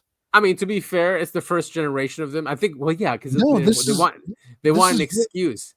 This is version 2 or whatever. Or 2, or like yeah. I mean, still, like first generation. I mean, usually the first 10 versions are first generation. Yes. Yeah. Still really pisses me off. You've seen iRobot with Will Smith, right? Oh yeah, and even the Matrix, like the Animatrix, was talks about the history of the Matrix. It was actually the robot killed the owner because it was doing housework or something. It was one of those, and it killed the owner. Went on trial, and that's what started the whole Matrix thing. Right. Yeah. Right? So, and iRobot, same thing. So one more reason not to have robots in your household. Yeah. Instead, why don't we have plants? Apparently. These guys. This is really interesting. Yeah. This guy grew a pear. Sorry, that was a bad joke. Yeah. No, Princeton Pear Lab study shows plant influencing quantum random number generators to receive more light. Now, they've tested these random number generators on humans, right? And human consciousness, and we can affect it. So now they're saying that plants can affect these things. So yeah, great video here. Yeah, very cool. There was an unpublished experiment that we did at the Pear Lab, which we called Plant RNG. You have a room with no windows, and you have a house plant that needs light to grow. You have a single growing light up on the roof. The growing light can turn in one of 4 quadrants, and which quadrant that light is showing is controlled by a random number generator. So you put the plant in one corner of the room. The light has an equal chance of shining in all 4 quadrants. But you give it enough time, and what you find is the light actually shines far more often on the plant than on the other coordinates. It's as though life itself, even life or consciousness in something as simple as a houseplant, bends probabilities in the physical world in the direction of what it needs, in the direction of its growth and its evolution. I see that experiment as profound because it shows to me what consciousness does in the world. Amazing, just amazing. Yeah, it's just more proof that consciousness is base reality. Everything is consciousness. Everything. It's so cool, man. It really is. Yeah. There's, I've always had this kind of weird half-cocked theory about consciousness and magnetism and all of that, and why the Earth is the way it is. It's because we've got so many humans with consciousness, and yeah, I mean that kind of ties into this. Yeah, and the Earth is most definitely conscious. It's everything is conscious. Yep. Yeah, planets are conscious. The Earth, I mean, the sun is. I don't know what the moon is, but yeah, we don't have to. That thing is. I don't have to yell at our listeners about the moon again, but I can if you want. Just watch AJ's show, everyone. Yeah, please. The weird or the moon is weird, right? Is the show? it weird that we're shilling for another show that never shills for us? No. I mean, we show like Candace. I mean, we're shilling for Candace right now. I don't think she should shill for us. She brought the receipts this week. Yeah, this is actually I made a very excited sound, but this is actually really fucked up. Yeah, it is, and people have been calling her crazy for the past 2 weeks and saying that she's lying, and what she's doing is dangerous, and that how could you? You're supposed to be Charlie's friend. Yeah, it's because she's Charlie's friend. Why she's the only one really investigating this assassination and telling the world about it instead of covering up what happened. So in this clip, she is sharing a text message or a group chat with that Charlie, and we'll see what he wrote. And this is 48 hours before he was assassinated. It just screams motive. But then everyone else just moves the goalpost. Oh, they're probably fake. Even if they were real, it doesn't mean anything. Anyway, let's listen to her. Oops. Did we lose volume? Can you hear it? I can't hear it. Jewish donor. $2 Start it million over? a year. Take a look. So Charlie writes in this group chat, just lost another huge Jewish donor. $2 million a year because we won't cancel Tucker. I'm thinking of inviting Candace. Somebody Yeah. writes, Charlie writes, Jewish donors play into all of the stereotypes. I cannot and will not be bullied like this, leaving me no choice but to leave the pro-Israel cause. Holy shit. Leaving me no choice but to leave the pro-Israel cause. Huh. Yeah. It's almost like there's a certain agenda going against anyone who goes against the conservative ideal. Right. Or or the Israel first. Well, you're not Agenda. supposed to say the country name. Well, Charlie did right there. And, to those that were like, no, I mean, who came out the first second and said, oh, he loved Israel. Oh, he was the most pro-Israel. And yes, he was. But when we all started seeing the patterns that he was changing, we're like, wait a minute. And then pop, that happened. And now she's showing everyone. There it is. He was leaving their Right. cause. And so now I have to hire a body double to go to work for me. So Nah, man, you're all good, dude. Don't worry about it. yeah, we're not nearly big enough, but when we do get huge, certain people are gonna look back at all of our previous podcasts and they're gonna find this and they're gonna go, oh, Hey, this man. guy's gotta go. We're just journalists. We are just reporting the news, and we have free speech in this country, right? No, we don't. I mean, I understand there's the First Amendment here, but the First Amendment only works one way. You're not allowed to criticize a certain government. That's what we're seeing. Yes. Yeah. But that's why everyone's turning on them, right? And they keep doubling down. Now they bought TikTok, they bought Paramount, CBS, Well, that's CNN. But this is my point. They keep winning. Yeah. I know it's a black pill. It is. But we'll see. For once, I actually see everyone awake because I used to go online and try to wake up people. I'm like, I don't have to do that anymore. No, I'm serious. Like I get in comments like, oh, I'm not going to comment because everyone in here understands. And it's not a bubble because when I scroll through comments, like I go all the way, and it's different out there than what it was. I mean, that's why they're panicking. Them buying TikTok and like BB going on camera saying, well, we'll pay influencers, and he's talking with the influencers, like just brazenly saying that. It's just bizarre, and it's not working. CNN just did it last week where they showed how much support they're losing in both parties on both sides. So, there is hope there. However, I still agree with you that the system is so locked down and so controlled. But can they re-brainwash everyone? That's the question. They can. I am on the complete opposite side. Like I appreciate all of. Hey, I'm not on the complete. I'm in the middle.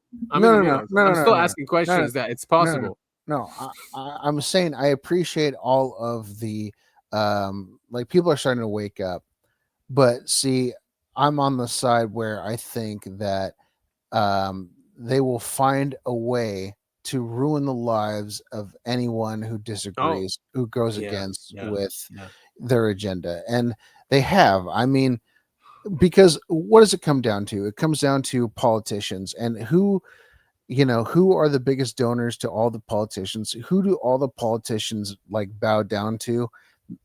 There's the wall. The people, you and me, all the people, our neighbors, the people across the street, we can all, go like, hey, whoa, holy shit, this one government is terrible and, we should be against them. But guess what? The second they start, kicking the boots in our faces, they start shooting people who disagree with them. They continue to pay the politicians that make our laws and all this stuff. I mean, we're seeing this. I sent you the article about like what was the thing in California where you're not allowed to be anti-Israel. Another spoiler alert. Yeah, another spoiler alert. I mean, you and me, the random people, we can be anti-Zionist, but that's the thing is they're turning anti-Zionist into anti-Israel, and anti-Israel is a hate crime. And what's a hate crime? It's a jailable offense. And what's a jailable offense is they can shoot you in the fucking head, and they will do that. And they've proven that they will do that. That's why like this stuff from Candace is great. But guess what? Guess what, man? Nothing is gonna fucking change. We'll see. No, because you have Matt Gaetz, you have MTG, you have Tucker. Right. No, I don't agree with you. I don't. We're seeing it right now. It's bad, but you have powerful and very influential people like talking about the other side. It's bad, yes. I'm not gonna tell you it's not. It's a war. It is an actual war, what we're seeing. And this is the civil war. This is the infighting. It's not the left and the right. It's this issue. Yeah, I agree with you on that. I just don't. I don't think we're on the winning side, unfortunately. Yes. Yeah, I'm going to side with you on that because we're talking about a group, and it's not. That's not just Jews, but it's Freemasons. It's whoever wants to be like, even Catholics, like Rubio. Well, he's a Catholic. You know what I mean? You have evangelicals. You have Muslims. Even whoever like wants this ideology. You're talking about a lot of money and power and ancient money. If the Rothschilds go back to the 1600s, you're talking about 400 years of taking profits like that. Just so when they can control someone like Elon Musk, who's worth $200 billion, right? They can they can control him and tell him what to do. Then that's nothing. These lists of top 10, whatever, it's bullshit. The real ones are in the trillions. So you have the optimistic side and I have the pessimistic side. And I think that's why this makes it a great podcast. I mean, because if us humans cannot help this, I think there's going to be some divine thing that does it. They can't just completely win because it goes against what nature and reality is, at least in my perspective. I think nature is just, and true, and this, and at the end, they can't just take that completely over. Maybe if they do, that's a nightmare, dude. I don't know. I don't want to go there. How about we're living in the nightmare is my point. Oh my God. It's so funny. Nick Fuentes was talking about what's going on in Gaza and stuff. He goes, "We live in hell." That's what he said. Yeah. I forgot what he was talking about. He's like, "We live in hell." Like I'm not totally like, I don't think there's. I think there's a light at the end of the tunnel, but I do definitely think that we are living in the tunnel. Yeah, maybe right in the middle of it, which sucks. Yeah, right. We're still far from the eventual light. Well, and they can't assassinate Candace because somebody it'll be a hate crime. Right, right, exactly. Loomer's like saying, "Oh, it's the Jews that made her, and this is how she says thanks to them." Oh, fuck all that. Oh my god. So yeah, I mean, just continuing with this, I don't know if I forwarded too much. And somebody writes, a donor writes, please do not invite Candace. That might feel good short term, but it's not good long term. In my opinion, like all groups, you're going to get a wide variety of opinions that. Dude, they fucking did it. He was gonna invite Candace to his show. Oh my god! And of course, the whole Charlie Kirk thing has made everyone crazy. Hell yeah, Chupacabra. Now, this is called the Narrative War. It's about Charlie Kirk. So in this video, he's got Ashton Forbes in there, and Ian Carroll, and Chupacabra. I mean, and Red. Red is in there. But basically, you know, Ashton is going nuts, saying if anyone questions the official thing of assassination of Charlie Kirk, that you're a schizo anti-Semite, you know, and everyone's like, dude, what the fuck are you talking? And Ian is saying that it's Israel and Candace. So all these people are in this video. Tupa's such a talent, huh? He really is. Yeah. So he did the music and the video here. She said she missed that feel. I told her about that new drug. Seats low where the jets at. Backseat 10, got the world looking blue. Shawty too fine, got a 10 or 2. Money don't sleep, I ain't sleeping days. Heart stay small, but my wrist insane. City outside looking real too fake. Slide through late, let the pain rotate. Don't say nothing. Top thing, I'ma need my space. When I call it swing, you know what we on, no games. Slide through late, keep that same vibe. Don't talk much, it's just right. I don't need love this time. Slide through late, keep that same vibe. Slide through late, keep that same vibe. Don't talk much, it's just right. I don't need love this time. Slide through late, keep that same vibe. Bands in the back, but the hurt still show. Every yes sounds so cold. Told her don't post me, keep that low. Love get loud when the drinks get poured. In too deep, but I can't rewind. Every move feels stuck in time. She said, baby, you fine but blind. I say, shawty, don't pay no mind. Late nights feel like deja vu. Every 10 hide me from you. She got pride, I got proof. Still I pull up when it's too. Slide through late, keep that same vibe. Slide through late, keep that same vibe. Don't talk much, it's just right. I don't need love this time. Slide through late, keep that same vibe. Slide through late, keep that same vibe. Don't talk much, it's just right. I don't need love this time. Slide through late, keep that same vibe.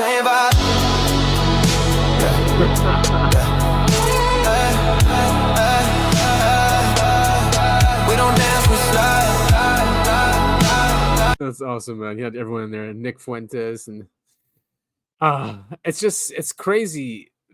I mean, whatever. Everyone can think what they want. It's just what I don't like is the aggressiveness that people have against the other side. Like, you know, you're a schizo, psycho. I mean, anyway, that's the way it's been designed, man. We all have to hate each other. Right, we're fighting each other. You know, I was thinking about this all this week, actually. You know, everyone's talking about how racist the right is, or how schizo the left is, and people forget, like, we elected a black man for 8 years. Exactly. In 2008. Like, the country can't be that racist, you know? Right, exactly. No, it's not. And I won't say it never has been, but it hasn't been for a long ass time. And here's that bill you were talking about. Yeah, Gavin Newsom signs AB 715 into law, which penalizes California teachers for anti-Semitism using the IHRA definition. That includes the criticism of Israel and, by relation, Zionism. The law was pushed by pro-Israel advocacy groups, JLC, JPAC, and the Democratic Party by lawmakers. So if you talk about the genocide and what's actually happening and starvation and all that stuff, then, you know, that is now against the law in California for teachers to teach you real history. Yeah, man. I'm cussing a lot this episode. I'm realizing that now, but I'm just going to say it. Things are fucked up, yo. Yeah. And I thought I didn't think California would do this. I'm actually surprised because he was the one that was fighting Trump against the anti-Semitism laws against universities, and Trump withheld funds for UCLA. You know, Newsom came in, sued, and all that, and then he does this. Like, what the fuck was that? Was that like a deal he made? Like, I mean, this is what I was upset about earlier. I mean, they won. They have infiltrated everything. Single aspect of our country. I mean, this is why this is what I was saying earlier. This is why I'm taking the pessimistic view. Well, okay, Glenn Beck. Here's something like Glenn Beck was doing a whatever town event or something, right? He was asked about Israel so much, where he had to basically, because he's a crazy Israel shill, right? He cries on his show about that country, and like asks for their citizenship and calls them the chosen. They asked him so many questions where he has like, no, I'm America first. So he switched, so. I don't know. I'm seeing something different. Now, it doesn't mean they might not blow up this entire place. They might just nuke it and just, blame it on Iran or something, which, it's not far-fetched. I'm saying that there is a huge push, which I have never seen before, never. But still, the black pill still resides, and I'm not just giving you the black pill. I have one too, that they don't lose. And they will definitely nuke this place if it ever turns on them, just like what they did to Charlie. Hey, listeners, if you have any questions, if the state of Israel does not lose, look up what happened to the USS Liberty. Right, and Charlie Kirk. Ha ha! I'm just kidding. But seriously, look up the USS Liberty. See what happened to that ship, and you'll understand where I'm coming from. Yeah, look up USS Liberty.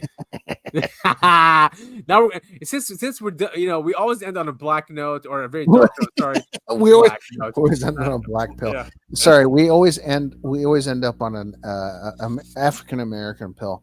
Yes, African American, non-white pill. Obviously, I'm kidding. That's a terrible joke. That was a joke about anti-racism. But yes, when you talk about the reality of the world, there's a lot of dark stuff in it. So we'd like to end the show with comedy, funny things, because humans are we try to anyway.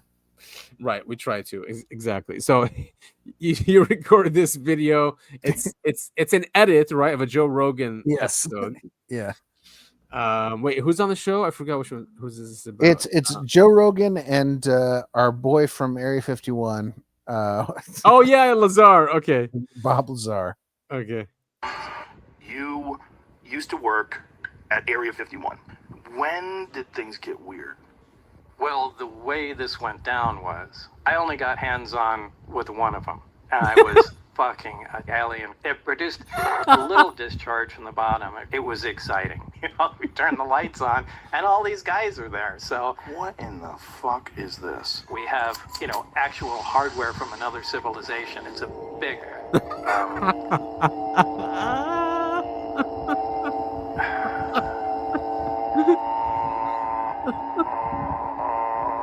Live in a house? That's bullshit. I like just swinging around on trees. Absolutely. We are the sex organs of the machine world.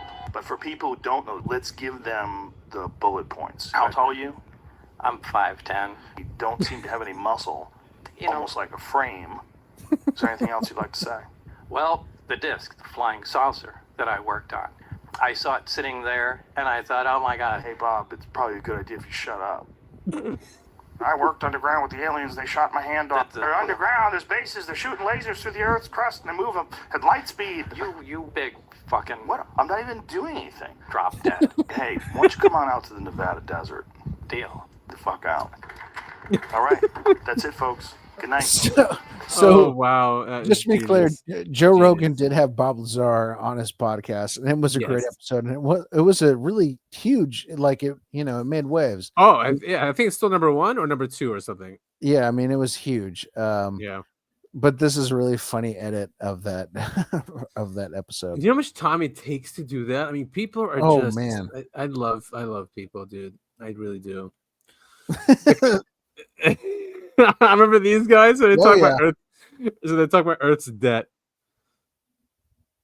Want to know what I found out the other day? What did you find out the other day? Did you know the entire Earth is $315 trillion in debt? Whoa. Yeah. What? Who do they owe money to? Bro, who are they getting money from? It blows my mind that first off, you have everything on the planet here to live for free. You literally have everything you need. And then you invent a system that creates a deterioration of your own resources. You created a store of value that's literally storing less and less value every day. Every day. And you're increasing your technology, and yet somehow you still owe money to someone, and it's $315 trillion. There's not enough paper to print that much cash.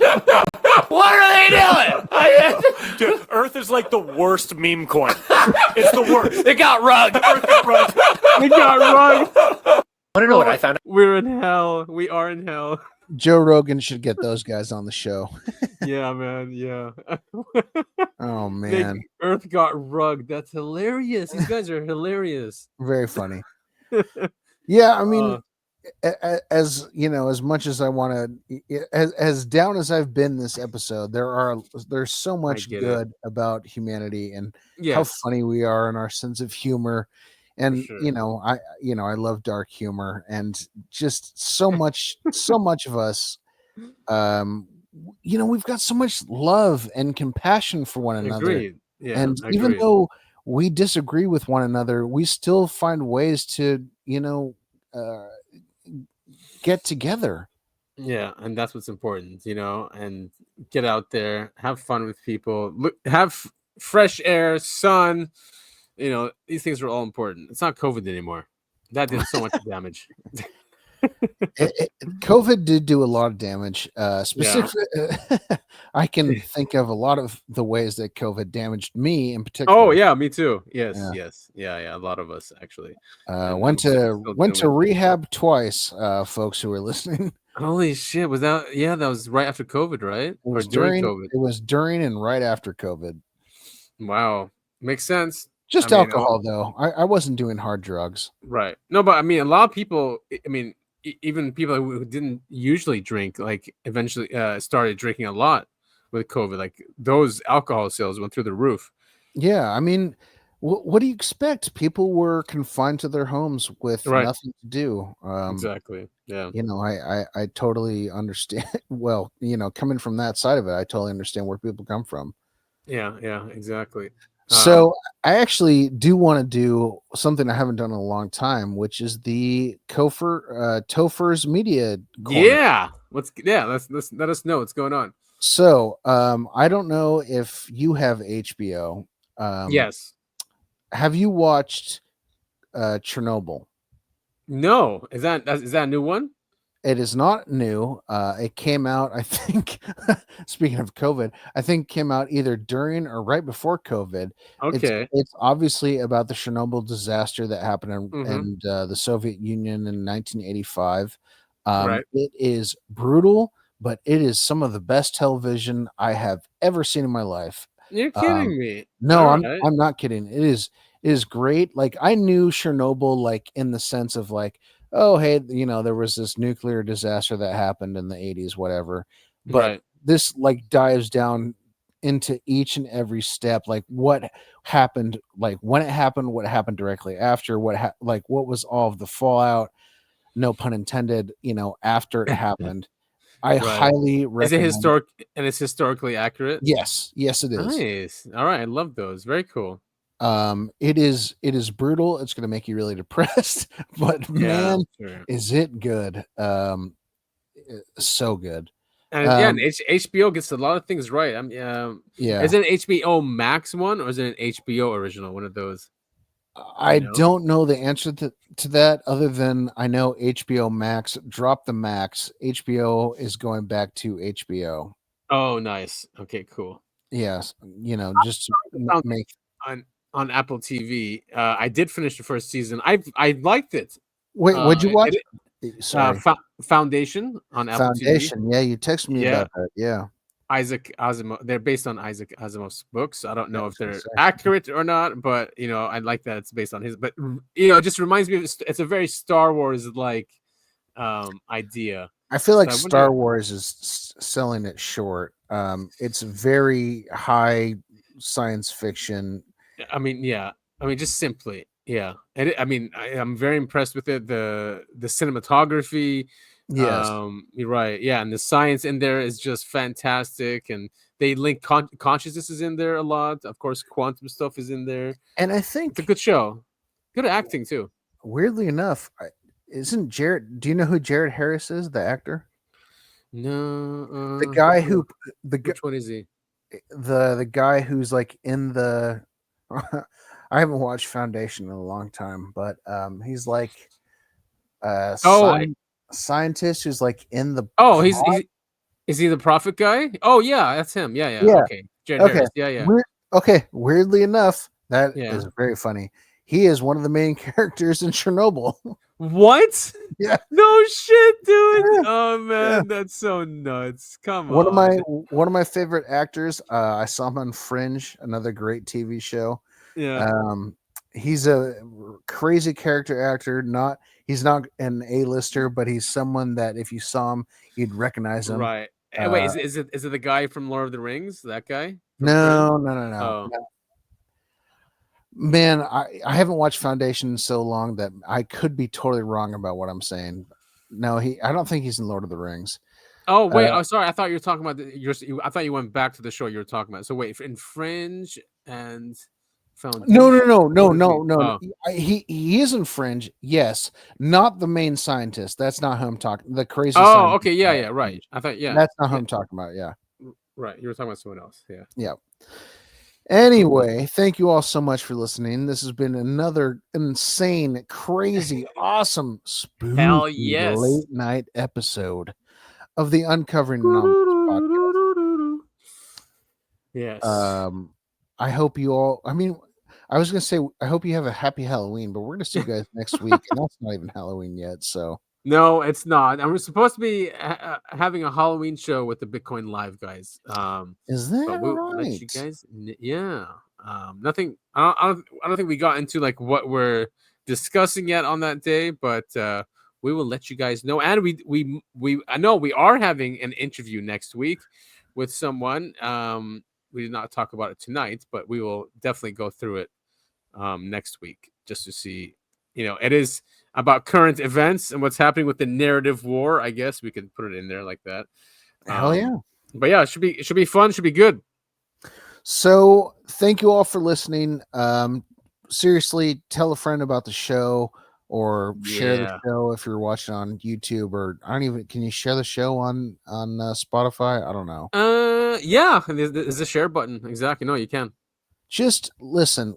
Grab all of your friends. Grab your family, your sisters. Have a your party. brothers, Have a your listening cousins. party. Yeah, just drag them into your creepy bedroom because it's Halloween. That's why it's creepy. Right. Tie them down. All that stuff. Yeah, and make them listen to the show, and then you make them listen. You make them make really others listen to the show. Right, exactly. What I would do is I would strap them to a chair, put on some big headphones, and then keep their eyes open with some device. So Yeah, they can do watch one of the those- show without blinking. Yeah, do one of those things like you strap it on their head, and Yeah. you make their eyelids stay open. Yes, like Eyes Wide Shut. I mean, like Clockwork Orange. Yeah, Clockwork. That's what I was thinking of. Clockwork Orange. Yep. Go Yeah. ahead and do that. But Yep. I don't understand. They just have to listen to the show. I don't know why their eyes have to be open. Well, this is a visual podcast. I mean, on can be, Spotify, yes. YouTube, whatever. Right. We do have a video component to this. Again, so once you finish torturing your families, thank you so much for listening to the show or Yes. watch the show, whatever you're More doing. watching. Yes, we'll see you all next week. Next week. Message in the static. Oh, you screwed it up. Message in the static. A shadow in the dark. A light against the stars. A podcast from afar. It's Adam and Topher. Becoming peace. Our hunt for the truth will never cease. It's the Uncovering Anomalies podcast, where the truth is told until the last. Listen to our words and hear our voices. We can't save you, but present your choices.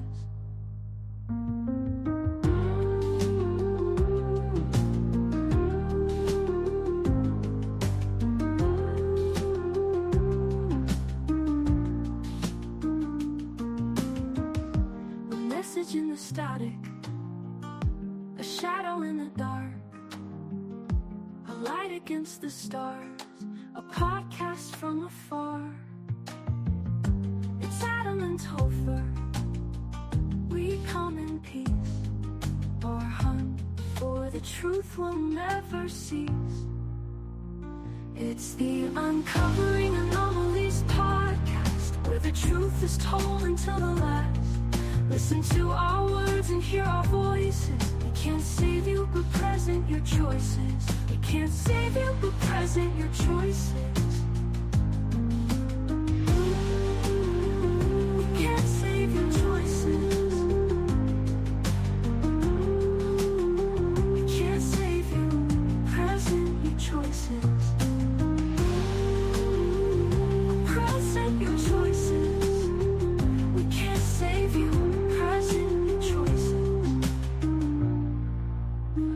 We can't save you, but present your choices.